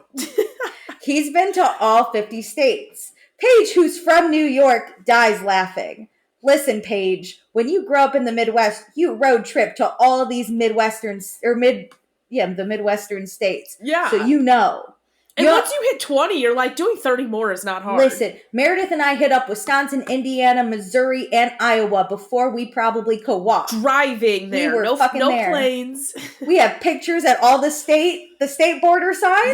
That my family did not do. I was not interested in that. We did that. But listen, I have a list on my phone of how many states I've been to. My mom bought me a water bottle to track, so you put a sticker on every time you go to a new state. Oh my god. I know, it was very nice. So that's cute. I'm up to 27. I just want to put that on the record. Oh my god, I think that's around what I'm at. Yeah. It's fun. So, anyway, Wes's parents, their goal was to go to all 50 together, so he tagged along, and I love that because that's my mom's goal too. We're competing. It's cute. It's a cute Midwestern thing. Anyway, then Jesse goes, and he says he's a 2-time cancer survivor and hopefully will be cancer-free in 5 years. And when I tell you my next note is, I'm so glad Wes went first. We'll hit on Jesse in a second, but my God, was I thrilled for Wes. Anyway. My jaw was on the floor because, like, this is not the fun fact I thought was coming at us. I know, I thought we were doing fun facts. This is a fun fact, but also it's a heavy fun fact, because I was like, wow. It's just totally different vibes between the two of these, but I think, you get told the prompt and you just come up with something in your head, and it's not like Jesse wasn't doing it for sympathy. No. But it's hard to then, like, come up with a second one to match the vibe of, like, West once you've already come. Like, I can't do things under major pressure. Coming up with one fact is really hard. Same. So when I tell you, I immediately was like, thank God. Anyway, so we find out about Jesse. It was testicular cancer. He's a one-nut warrior. He found out during a routine checkup when he was like, let's do an STD test. He got a call. He thought he had chlamydia, but no, 'twas cancer. So the first time he says it was easy because he just had a surgery and like removed it. But the second time it had spread to his stomach, so he had to go through chemo. Wild. I mean, the way he told this story, he told it so upbeat too. Like, but I think that's how you have to be. You're 5 years. True. The outlook he has on, like, this major life struggle is like, he doesn't look at it like, oh, woe is me, this happened to me. He's just like, whole life. This was a moment of my life, and, like, you kind of learn the meaning of life is kind of how he said it. As someone who deals with trauma with humor, I get this, where he's like, this is just a part of my life. But he wasn't even making it a joke. No, but he's bringing it upbeat. That I bring my trauma, I make it upbeat, and those are like my fun facts. And I'll be like, it's fine. It's a those thing are my fun facts. Do you want to know? But I think this is really cool. We did not know this about Jesse. Thank you so much for sharing. He's going to find out if he's cancer-free for 5 years in August, so they can all celebrate together. I'm weirdly happy that it's like we get this in the show. I'm like, I can't wait to celebrate with you. I know. Well, fingers crossed, celebrate. I like the trust that has to go, like, to tell people this and then do it on, like, camera, like your second weekend filming a show. I could never. When you were late the first weekend, yeah, crazy. Yeah, like this is his first day really getting to know people. So we cheers to Jesse's health, and then my dude Wes, he turns to Sierra Page and he's like, "Can you imagine? I'm so happy I went." I mean, same with the reverse, like. It is hard to come up with one fact, let alone two. Like, if Jesse went first and then Wes is like, I don't want to go anymore. I would too. I'd be like, I broke my arm once. Like, I'd just be like, I don't know. I'd freak out. I'd be like, never mind. No matter what you say. I'm actually leaving the house. I'm quitting Summer House. I have to go. I'm changing my name, everything. The fact that Wes also realized it was so funny. This man's banter. It's so good. So on top. And it never stops. Like, this is truly him. So it seems like he's not playing this up for the camera. Like, I'm cracking up. Me and Wes could vibe as friends. This is hilarious. Well, he's actually the first one. I'm like, truly, how do I make sure I meet him? I could literally date him because I'm in love, but also just having him as a friend would be a privilege because we would vibe. I just need him in my life circle. Honestly, once Jesse was done talking, I would have turned to Wes first and been like, thank God you went first. Like, that was top of my mind. I would have, even if I wasn't close to West, I would have, I feel like, said that to someone next to me. Same, I would have been like, thank God. And this is why you have to sit next to the funny people. That's funny. These are the comments. Paige knows she was put in the correct seat. She was cracking up, that bitch. She loves it. Anyway, so it's 11:36, and I'm surprised the house is like, let's go out. But I'm like, yeah, baby. Also, they didn't put this on air, but the cast, like, put this on their Instagrams, like, in photos. They played they played chesties. I don't know if you've ever played it, but I'll say it's somewhat similar to beer pong. In between. So, like, they've been really heavily drinking games. So, it's 1:26 a.m. then. And Gabby and Lindsay are back from going out. And I'm like, oh, weird, because Lindsay's obviously upset because she's bitching about Carl. And basically, we get a recount of what happened. So Lindsay starts and she says they're on the way to the club, which we see, right? When they're going to the club. Why do we never get cameras in these fucking cars? Oh my God, the amount of shit tweets goes down. The amount of tweets that everyone was like, Bravo, what the fuck? You know it's gonna, Lindsay's angry all the time. Do you think they know it is a catalyst for drama? Like without cameras, and adding cameras would maybe stop some of that? I don't know, but like one of the greatest Jersey Shore scenes was when the girls had their taxi and the boys had theirs, and the girls were fighting with Angelina and the guys were silent and they cut back and forth. And so you always want cameras. Bravo always puts cameras in cars, so I just don't understand how this is a problem. Like, hire a PA. Maybe everything was going great and they didn't think. I don't know, but that's no, but we never get cameras in cars, except unless they're driving their SUVs. Yeah, I don't know. So anyway, and we see. So I should mention, we see them leave for the club at 11:36, and what happens is Carl's basically like, I got a car. Another one's coming in a few minutes. Everyone who's coming, let's just go grab this car. And as they're walking out, they're like, the other car's here. And it looks very like harmless. Just get in a car. So Lindsay gives us a recount of what happened. And she says they're on the way to the club. Lindsay ends up in the car with Carl and all the guys. And I don't think she did this on purpose. I think Carl was just like, let's go. And she followed her significant other into a car, wondering if anyone else was getting in. And she looks around and she's like, it's all guys. Mm-hmm. So Lindsay says she's worried that this will somehow be used against her, which is expressed to Carl. And listen. Which I kind of get it. I get it. I get that fear. Mm-hmm. I want to say it. I get, because she's already nervous, right? We talked about she came in timid. She's nervous. The girls already have this rapport. She's probably nervous. The girls are like, of course Lindsay went in the other car, right? She's nervous about that. So she says it to Carl. She's like, fuck, I should have went in the other car. I'm scared the girls are going to come after me. Mm-hmm. Carl says he gets it, but it's not that deep. And based on vibes of the house right now, I don't think anybody, I could see somebody saying something, but I can also see somebody not saying, like people not saying anything. It's not like they shouted, girl's car over here, and she went. I will say, I understand Lindsay's fear. I understand her expressing it to her fiance. I understand Carl saying it's really not that deep. Mm-hmm. I also understand, though, Lindsay being so scared, being like, no, it is deep. You don't get it. Yeah. Kind of thing. I get her being like, fuck, he doesn't get it. And that annoys me or whatever. Yeah, I get that. However, my annoyed meter is very different than Lindsay Hubbard's annoyed meter. Because Lindsay feels that her feelings were shut down and dismissed. I would just go, what a stupid boy. He doesn't get my fucking feelings about this kind of thing. Lindsay's upset because her feelings are dismissed. She's like anxious about it. And until it's kind of, you see the girls and see how they're reacting. And if they did react like distant from her at the club, and then she like went off on Carl and like had this discussion and like got annoyed. Yeah.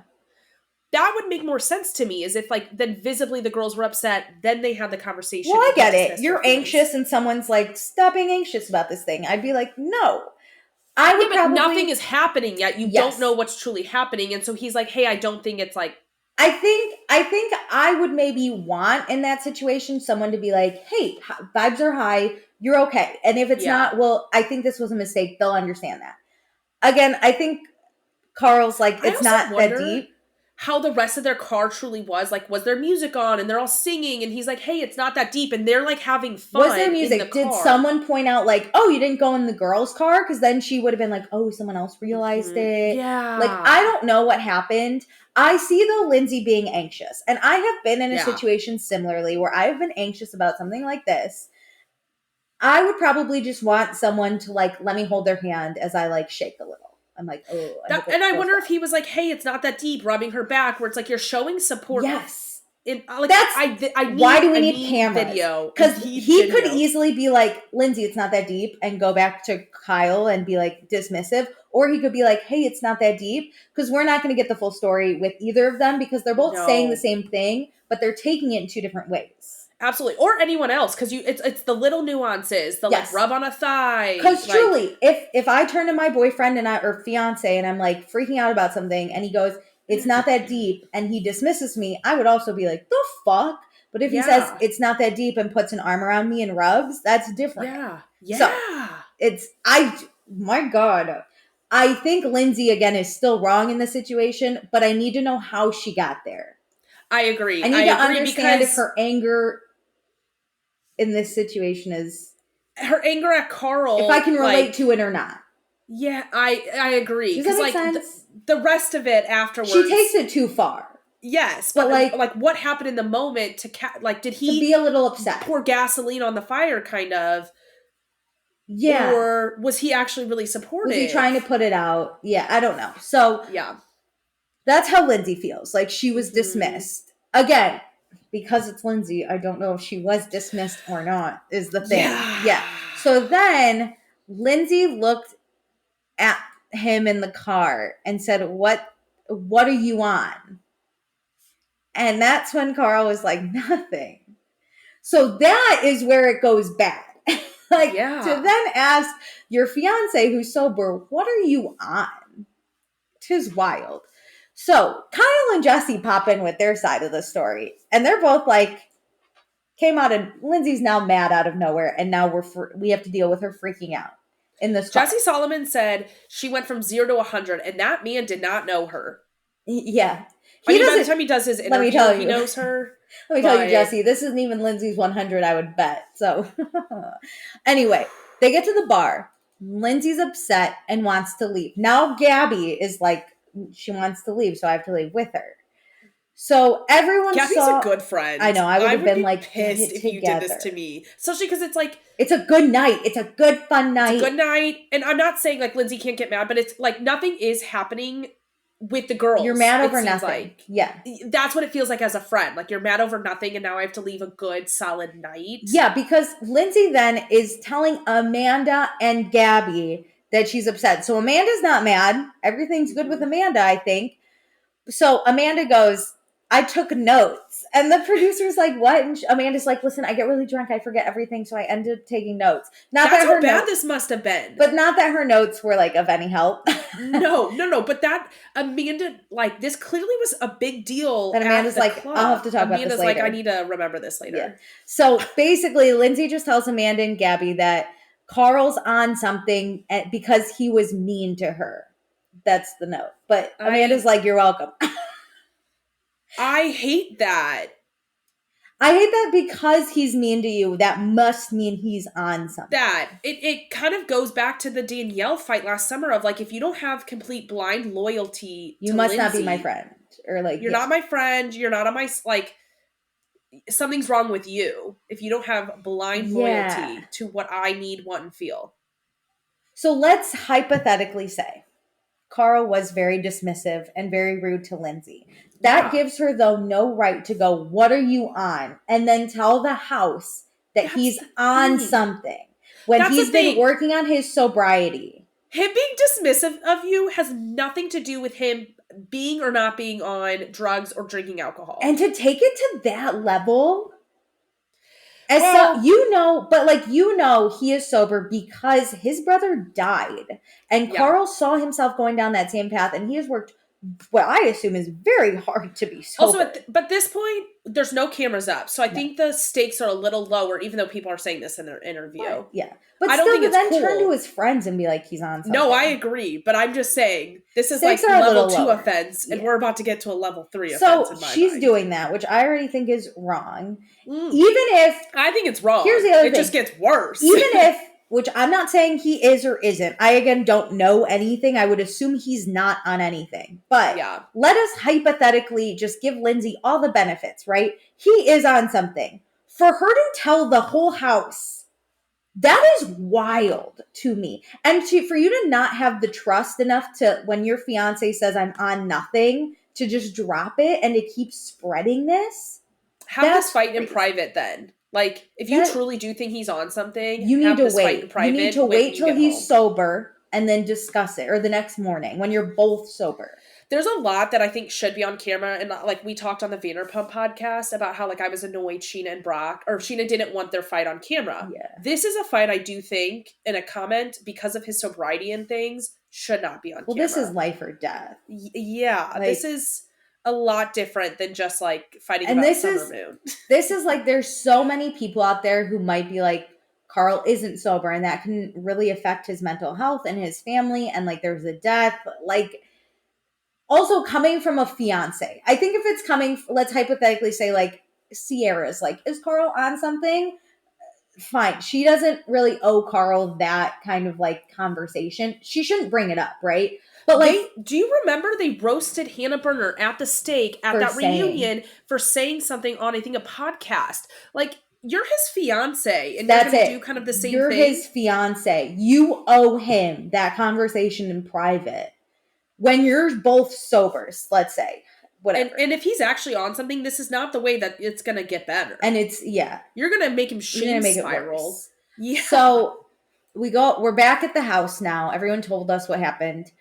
Gabby and Lindsay are in the kitchen. Gabby is like, I don't think Gabby knows like really what Lindsay's mad about. So she's like, look, he just needs to like figure his shit out. Just give it till the morning. I think Gabby is like, you're drunk. Just fucking shut the fuck up. I think Gabby thinks that she's just drunk and like spiraled about something and like this will be better tomorrow. I think Gabby realizes none of this has been on camera so far. So she's like, look, he just needs to figure it out. You're drunk. Yeah. But Lindsay starts crying and says, something is wrong with Carl. Tonight reminded me of Carl on cocaine. And this is where Gabby's face is like, what? Because Gabby, I'm sure, knows the cameras are rolling. You just said that. And that's not a great thing to say. And this is still, words-wise, one step further than saying he is on something. But still, you're alluding to it. Well, but it keeps getting worse is the problem. Is she's like getting closer and closer to on-camera like accusing him. Then Lindsay says he was not sober tonight. So not only have you said it's reminiscent of something, or he's on right now, you're saying you got one step closer to be like, he's not sober. So does that mean alcohol? Does that mean drugs? We don't know. But you're now claiming he's not sober. So all his hard work of 3 whole years, you're discounting that on camera to not even him. Think that their relationship would be in this rough of a spot this early in July, season. Like this bad. Like I assumed that they would be bickering. That's all I thought we would get this summer is them like bickering and like having some tiffs. Not this. So then it's 1:53 a.m. The group is still out. But back at the house, Lindsay is keep saying something's wrong with Carl, something's wrong with Carl, something's wrong with Carl. So Gabby's like, I'm just going to call him. Okay? I'm going to call him. So she calls and she's basically like, hey, are you good? And he's like, yeah, I'm good. Thank you for checking in. We're all on our way home. We should be home in like 10 minutes. She's like, okay, cool. I just wanted to check in. And he says, thanks. And they hang up. And Gabby, a real one, goes, that sounded like a sober man to me. It did. It did. He sounded fine. He sounded coherent. His sentences were so like he responded normal. To the question fine.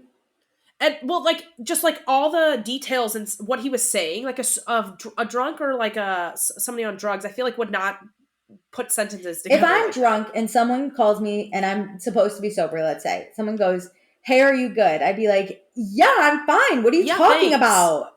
Like, or just like, "Yeah, thanks." Like you want to be like, "Yep, we're in a car. We'll be there in 10 minutes." Home. Also, when you're in a party scenario, even if you're a little buzzed, you get a call that you're talking to 3 other people. People are shouting. No one can hear you. You're loud. You're loud. Carl when you're on clearly something. Took that phone and was like to the side.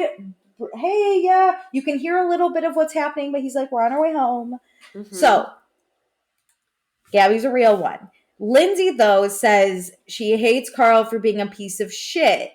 And then she gets a text from Carl. Again, dismissing her. He's not a piece of shit. Like, just for dismissing you in the car, this spiraled out of control. Yeah, this was crazy. So then, Lindsay gets a text from Carl, which again, if you're drunk, your texts aren't going to look this good, but okay. No. Especially if you're drunk in a car trying to like figure that out. So he says, happy to have the same conversation we had tonight, tomorrow morning. Very not drunk text. That is so nice. Like nobody has thoughts like that when they're on something. Also, he writes, the next text starts out with perhaps. Let me tell you, if I'm drunk, I'm not typing the word perhaps. He says, perhaps a good night's sleep will allow us to listen to each other and have a convo about what your experience was and what mine was. Again, no person on drugs or alcohol would ever write A, that coherent of a sentence, but B, how nice that is. Hey, I know you're mad, but let us discuss in the morning. He didn't blame it on her. He didn't accuse her of anything. Like, he just said, like, it was all wheeze, which I think is really helpful in arguments, no matter if you're sober or not. Like, the way he even wrote that, so coherent. If they weren't drinking, was so great coherent. Because he's clearly trying to diffuse her being upset and saying, like, hey, we need to work through this together, basically. Like, we will talk about our experiences tomorrow. So Lindsay texts back and says, let me know when you're sober. And Carl says, I'm sober right now, Lindsay. You're not, period. And Lindsay says back, now sure, before no. You were awful to me. You were so mean to me. Does not mean he is on something. Also, being mean. I'm mean all the time. I'm actually, I'm really mean sometimes when I'm drunk, but I'm mean when I'm sober too. Yeah, hell yeah.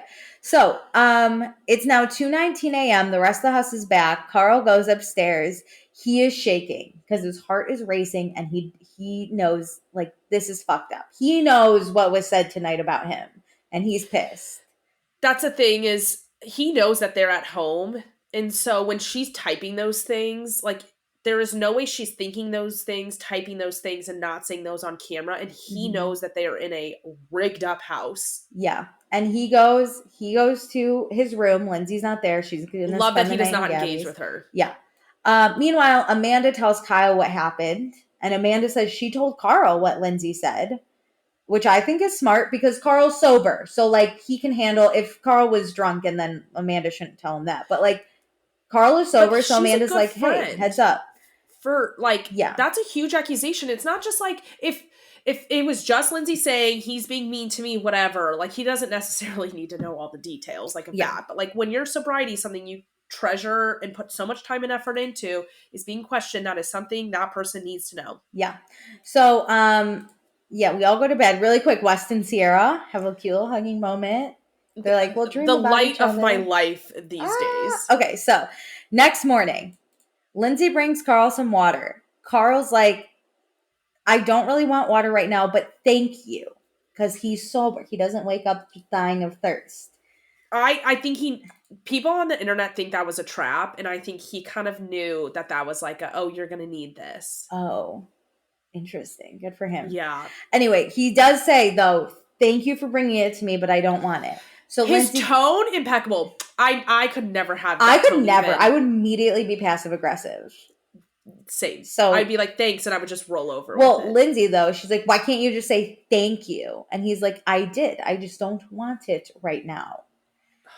And so Lindsay brings up Carl treating her like shit last night. And Carl's like, I didn't think I did, but I'm sorry you feel that way. And Lindsay says, don't say the apology like that.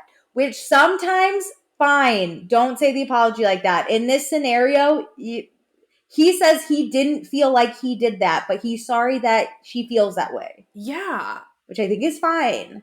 But she's very upset about this apology. And Carl says, there was something going on last night, not about him. And he tells Lindsay, you're taking out your feelings on me. And I think she was just nervous about the girls. And so she took all those feelings out on Carl. Yeah. But now she's even more mad. Lindsay's telling him this is we're having the worst weekend ever. And Carl's like, look, I want to work through this. So, like, get out of bed and, like, let's talk. And Lindsay's like, no, let's just pack and leave. So Carl's like, fine, let's get up and pack and leave right now. So he gets up, he starts packing. I love that he will not play into any, it seems like she's trying to, lay traps. He won't argue. Yeah, and he won't fall into any of it. He won't become passive-aggressive about any of it. Like, he is doing his damned hardest to argue. Really calmly talk to her, talk this out, whether it's on camera, off camera. Yeah. So Lindsay keeps going on about how Carl can't apologize and he's incapable of understanding her experience. And Carl now snaps. He's like, fine, I'm a terrible person. And the camera now starts moving. We see it. The little joystick of the person is moving to try and get it all. But Carl, he said, I texted you last night and said, I'm sober right now. And you still accused me. And Lindsay goes, why do you say right now? And Carl goes, because I was sober. And like, I'm always sober. My God, I was sober right now. Which I think you weren't. Right now was to point out you are not. You're not right sober now. right now. Like. But Lindsay's like, why would you say right now if you weren't on something? Because before you weren't? And he's like, no, oh my God. And now he's mad. Now he's so mad. He's unleashed. He's like, you were rude and you were aggressive towards me. And you were the one accusing me of doing things that I'm not doing. Mm-hmm. And he goes, I'm allowed to be upset about this. And he leaves. And I was like, I cannot believe that happened. Now. Call off that wedding now, Carl. Are you kidding me? Do you think she has ever questioned his sobriety before? I just feel like this is weird to come out of nowhere. I think she was mad. He's getting along with the guys. She was in the car with the girls. He's having fun. I doubt these two really go out and have fun together like that. So now that they're in a club environment and they're having fun and they're around drinking and she's drunk and he's not, because Lindsay has said usually when she goes out, she'll have a drink, but that's it. But now she's hammered. Yeah. I think she's like, well, if you're having fun in this situation and I'm not, you must be on something. I agree, because that time between when they left and when she came back was so great. It couldn't have just been an Uber ride, you know? Yeah.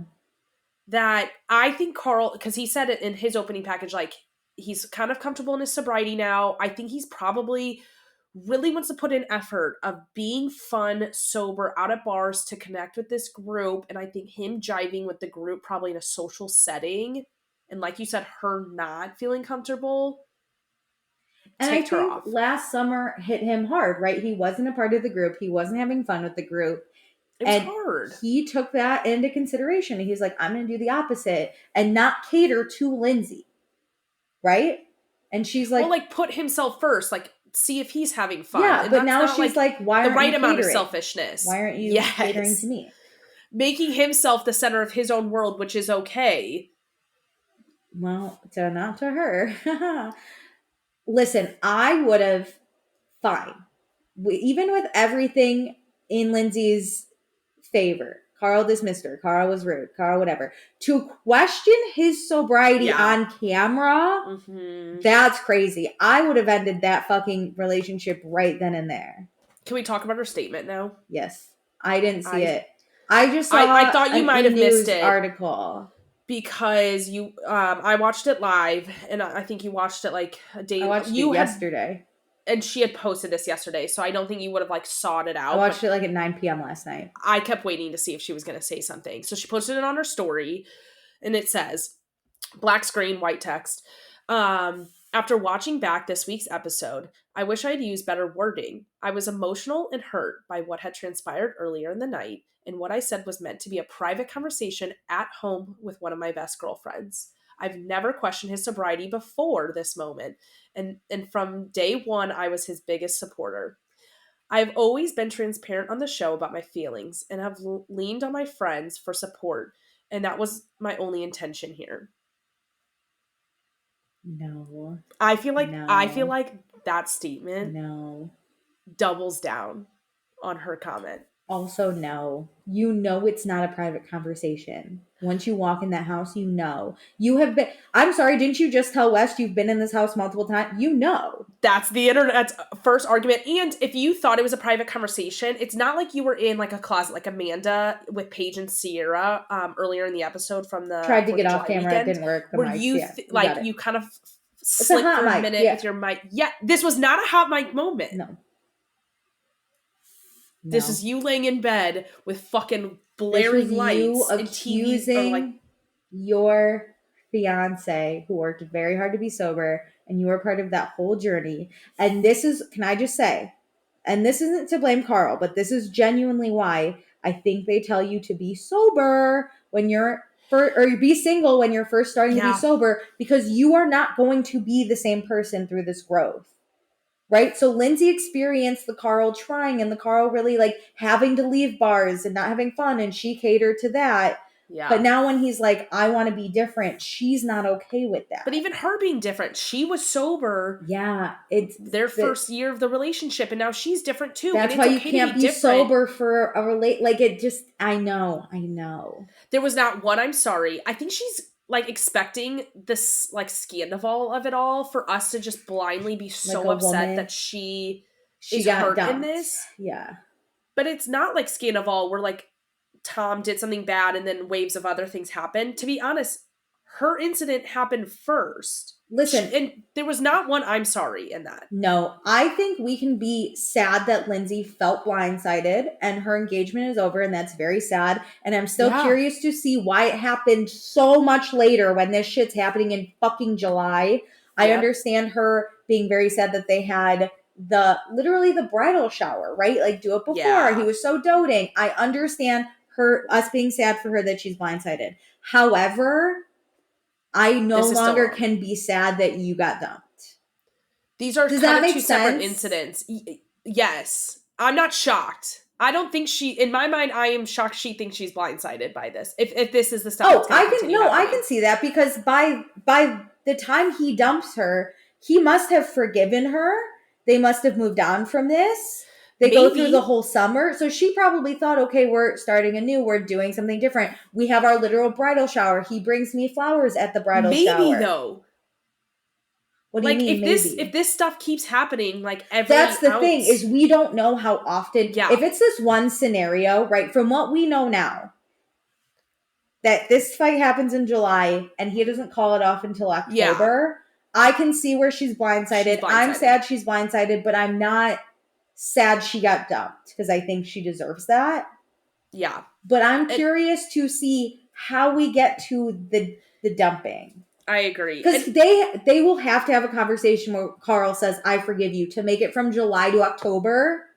Right? I mean, I don't know, but no matter what happens in between, he deserves an apology. He deserves an apology. Even if he wasn't like sober, you don't do that on camera. Again, she deserved to get dumped. I understand it's very sad for her, and I feel sad she is blindsided by it. Maybe he could have handled it better, but she deserved to get dumped. She deserved to get that engagement called the fuck off. For this, Danielle on Watch What Happens Live said she did not know that happened at the house. Well, yeah, she's not the friend anymore. Gabby, yes, but like that was not relayed to anybody else. It seems like. Yeah. In the group of like what happened at the house. It seems like Amanda and Kyle kind of discussed it separately. The new dudes probably are like, we don't want to get into it at all. We don't know anything. Right? No, I know, but what I'm saying is nobody saw what happened at the house between Gabby and Lindsay, and like Lindsay's not relaying that to people. And Danielle, I think, seemed like Danielle said she was like Lindsay was blindsided, and she stands by that. But like it was like, which I think is fair. I think Danielle will learn a lot of information also this summer. I think the blindside comment is fair because somewhere between these incidents and like the bridal shower, he says he forgave her. He's doting. He's like working through it. And even if he forgave and then was like, never mind, I don't, that would still blindside a person. But she should have been like, I understand why he dumped me, right? He should get it. Or she should get it. That's what I'm saying. Like the blindside comment is too... In the moment. You could be blindsided. For me. I could be I get her in the moment saying she's blindsided. But still like... I feel like everybody's acting like their relationship was completely normal and he just one day was like, I went out on this. Like there's clearly a lot of signs. No, there's clearly problems. I think you can still be blindsided and understand why the relationship ended. You can be blindsided that it did end moment because you thought you were working. No, even now I think she could be like, I was blindsided that it happened. And I still like stand by that. But now I can see if she was actually Lindsay. She could be like, now I see why it ended. Like I had blinders on. Yeah, I thought we moved past it. I didn't think this was going to be brought up. I didn't think he still held me accountable for this. He did. He dumped me. I was blindsided. I stand by in that moment I was blindsided and I will always be blindsided. She can always say she was blindsided. But if Lindsay was actually a good, honest person that worked through her issues, she could say, I am sorry I did that and I see why I got dumped and I understand it, right? Yeah. So I think people getting caught on her saying she was blindsided is not the issue. I think the issue is her not being able to see why she was dumped and only seeing herself as the victim.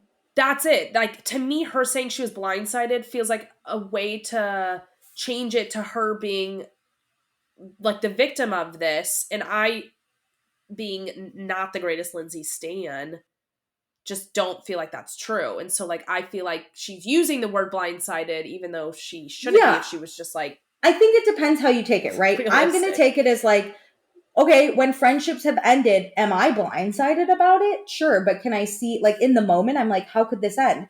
But looking back, I can be like, oh, I see. Okay, good example. My first friend getting married, I was not asked to be a bridesmaid. And I found out on social media who she asked to be bridesmaid. I was blindsided in that moment. I was upset and I cried. Now I look back and I'm like, duh, I wasn't a bridesmaid. I didn't keep up. I didn't keep our friendship. But I'll never not say in that moment I wasn't blindsided. Yeah, I see what you're saying. I think I think her doing the levels is like, I'll call it, is like caught off guard is a better word in my view versus like blindsided just seems like so much more. And so that's, I think, how I think it depends. I'm taking it as she clearly hasn't done work to like a great shock. She clearly hasn't though done the work to realize why she was dumped and how she is not the victim. Yeah. I can't wait to see what else happens because I think I can't wait for this reunion, baby. Wow. Ooh. Oh my God. Crazy. Okay, so fun, not fun. We spent a lot of time on that, but it was necessary. Yeah. I mean, not fun has to be Lindsay. Lindsay. Like, Jesus Christ.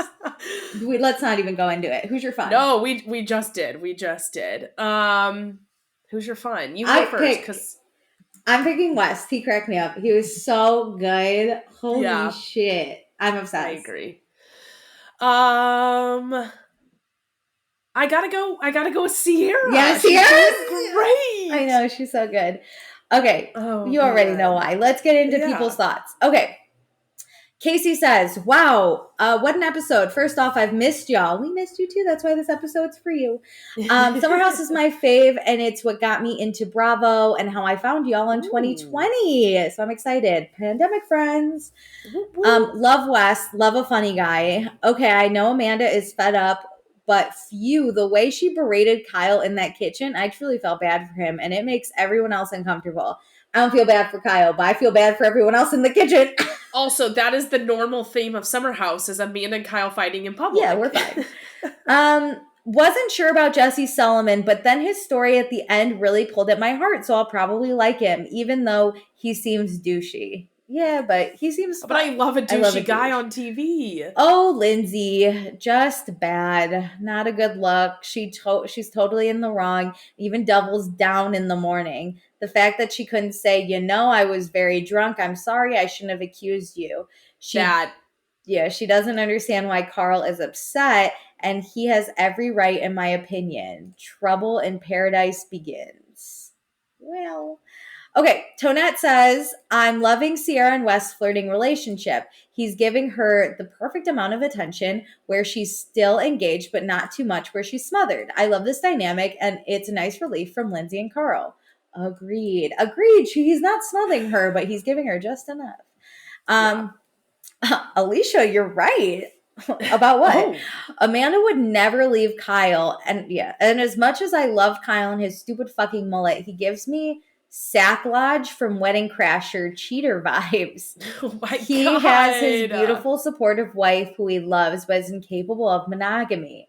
That's on par. What a way to describe. I don't know why I'm tracking the wedding ring so much, but in this episode, I feel like she had a ring on her wedding finger, but not the engagement ring. Again, I think we'll see it in her eyes. Anywho, I was starting to feel sorry for her when Bravo reminded my empathetic ass that ain't nobody in this house is on her side except Gabby and Carl until she goes and gets wasted and becomes a wrench to Carl. I can't imagine being in this house and not feeling part of the group, especially when she's an OG, but at the end of the day, she brought it on herself. It was edited to show that she somewhat snapped at West, so I can only imagine how the summer continues. I feel like Lindsay is hanging on by a thin string of prayer and hope this summer and it ain't looking good. That's my thing. If you already know you're on the outs, I do wish she made like a concerted effort to go in the girl's car, like That's to it. think through those things Yeah. and make some decisions to like help make the situation better. And like, even if you're in the guy's car, don't freak out because then you can just hang out with the girls all night. Don't want to leave. Yeah. Anyway, Tonette says, last week I drank 1 vodka water and 4 Cosmo Lover Boys while watching Summer House and forgot I gave thoughts until I listened to the episode. Oh my God. I am upset. Actually, I need everyone to, not everybody, but I think that's so funny if people leave drunk comments. I love that. We'll do drunk episodes if people leave drunk We'll comments. get there. Fun, Sierra and Wes, not fun, Lindsay. Okay, D says, Lindsay, yikes. I know everyone, including myself, wanted to hear her side of the story post-breakup and pre-season airing. Me. But now I'm thinking that was her PR stunt to be the victim and garner some sympathy before the truth is revealed. There's one thing about Lindsay. She knows PR. Yeah, that's what people are saying, though. That statement that she gave and she knows PR. That's true. That's she knows kind of even statement. worse. Yeah. Well, she's incapable of taking accountability for her action. Or saying, really, I'm sorry. Because she didn't do anything wrong. She didn't do it to Danielle, remember? Danielle was like, I just want an I'm sorry. And Lindsay was like, no, I can't. Mm-hmm. So Dee says, we're on episode 2 and already Carl's decision is justified. To accuse a sober person of doing coke on camera is terrible. Even worse when that person is your fiance. This girl needs a new therapist, or she needs to watch the episodes with her therapist. This is what I think, where specific behaviors can be addressed and talked to. I agree, because therapy can be very biased. Oh, it 1,000% is. I constantly lie to my therapist. Well, I've seen therapists on TikTok say, we know you're giving, like, yes, bias. I saw that same therapist. Because that's like, me. We know. We just slowly implement things, but I actually think it would be really helpful. I mean, I don't want this for my life, but if I was on reality TV, it would really shed a light on my own behavior. I'd be like, why does everyone hate me? I don't understand. And the therapist could be like, should we watch an episode together? I'd be like, because, like, I lie to myself way more than I lie to anybody else. Agreed. And my therapist is second then in line. Agreed. So this would help. Anyway, so Jesse has the potential to grow on me, but I'm staying guarded as I think he's going to be an old version of Carl, but we'll see. Well, I don't know. I think I have hope. Jesse's a good Midwestern boy and a cancer survivor. I have hope for him. I do too. I think but I also think we have a lot of star players thus far, so I think in our he might get in the background. Flat. Honestly. Yeah. So like we just low expectations. Not everybody can be a star. Remember, we loved Chris last season because he was a good B character. I love a B character. Other people didn't like him. Don't put the pressure on Jesse to be a main storyline person. We love a B character if they're strong. Yes. They know their worth. Yes. I'm just kidding. Everyone's worth A. They know sometimes you just get put in B. That sounded bad. Anyway. And it all comes down to editing too. Like there's a lot going on this season. It's kind of hard to get storylines in if you're not having a marital drama. If Jesse keeps vibes high and continues to send it, that's all I can ask for in the summer house. Keep flirting with Paige. That's all I need. That's great. Because fuck Craig, right? I love Craig getting uncomfortable. Anyway, Dee says, I really hope Kyle and Amanda can work through everything. I was happy to see them getting along during Winter House and was hoping that's what we would see in the summer. Haha, joke. Summer's when they fight the most.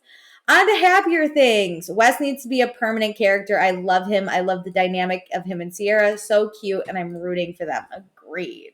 We'll see. The boys don't tend to stick, and I don't know why. I think Wes can. I do think some of the boys don't stick because they won't, like, re-sign. Like, they're just, like, one and dones. Well, like, I don't think Chris was re-signed. Like, not his choice. Alex definitely wasn't. Remember that guy? The like, 2 pounds of, like, ground turkey. How could I forget? But I thought Chris was a great B character. I agree. I wonder if Chris is going to be here in and out, kind of like if you could have had Sierra and Paige share a room, you could have brought Chris and just had him bounce around, you know? The way they don't want guys on this show amazes me. I think bringing in West and Jesse and having Chris come back would not Chris have been a bad thing. Chris could have been the B character. He is an incredible B character. His Latin flair with Danielle was so fun to watch. Yes. And watching him hit on girls, that was fun. Hilarious little bit. Anyway, so last comment from Kelsey. Wow, long time no share. Hi Kelsey, welcome back. I don't know about y'all after episode 1 being such high vibes. I was anxious and stressed about weekend 2, knowing the drama was about to take off. I have been a Lindsay stan. Oh, me too, girl. But yikes. Oh, I feel seen. Baby girl can't be calling out her fiance on national television and saying she thinks he's on something. Like, what? She got activated out of nowhere. I think that clearly she's feeling some type of way about being in the house and is not coping well and took it out on Carl. She should have worked with it on her therapist all this past year to get ready for this summer. Come on. She was coming off of the high of everybody being on her side. Of the engagement. No, on the Danielle fight. I'm saying, you're coming back next summer. Start in therapy being like, the girls hate me. No, I agree. But she got like affirmed, not saying it's like the fans' fault, but like she was like, everybody's on my side. I am right. Yeah. Listen, the fans will not stick by you, okay? You do one thing wrong. We're after you. That was an outlier. We're fair weather fans. Also, Lindsay, some of us have been sticking up for you for centuries, okay? And it hasn't been easy. You're making them look bad with this specifically. Listen, when I tell you, usually on Twitter, there are even last week, there were girls like, Paige still can't keep Lindsay out of her mouth, and tweets that are like, Lindsay's still the hot topic. Mm-hmm. Let me tell you, the tweets this week were fucking silent. Jesus. Yikes. Okay, Kelsey says, one issue I do have with Carl, though, is I'm sorry you feel that way. It's just not very accountable to engage in understanding and an apology. Just a personal annoyance of mine. Like, if you yourself aren't sorry for your own actions, don't say it. I agree. I usually don't like that apology, but I think in this scenario, it was fine. I know. I feel like there needed to be more of a conversation of what did Carl truly do wrong. Yes, we need the camera. I can't have an apology. I think he was trying to like satisfy her by giving her something without like saying he was wrong, because I don't think he was wrong. He was wrong. Yeah, I don't know. Yeah, we don't know enough. If something did something wrong, I hate the I feel you. Or I'm sorry. I'm sorry for you feel that way. Yeah. Yeah. So Kelsey ends and says, love you guys. Can't wait to ride out this cringe storm together. Thank you so much. Oh, Lordy.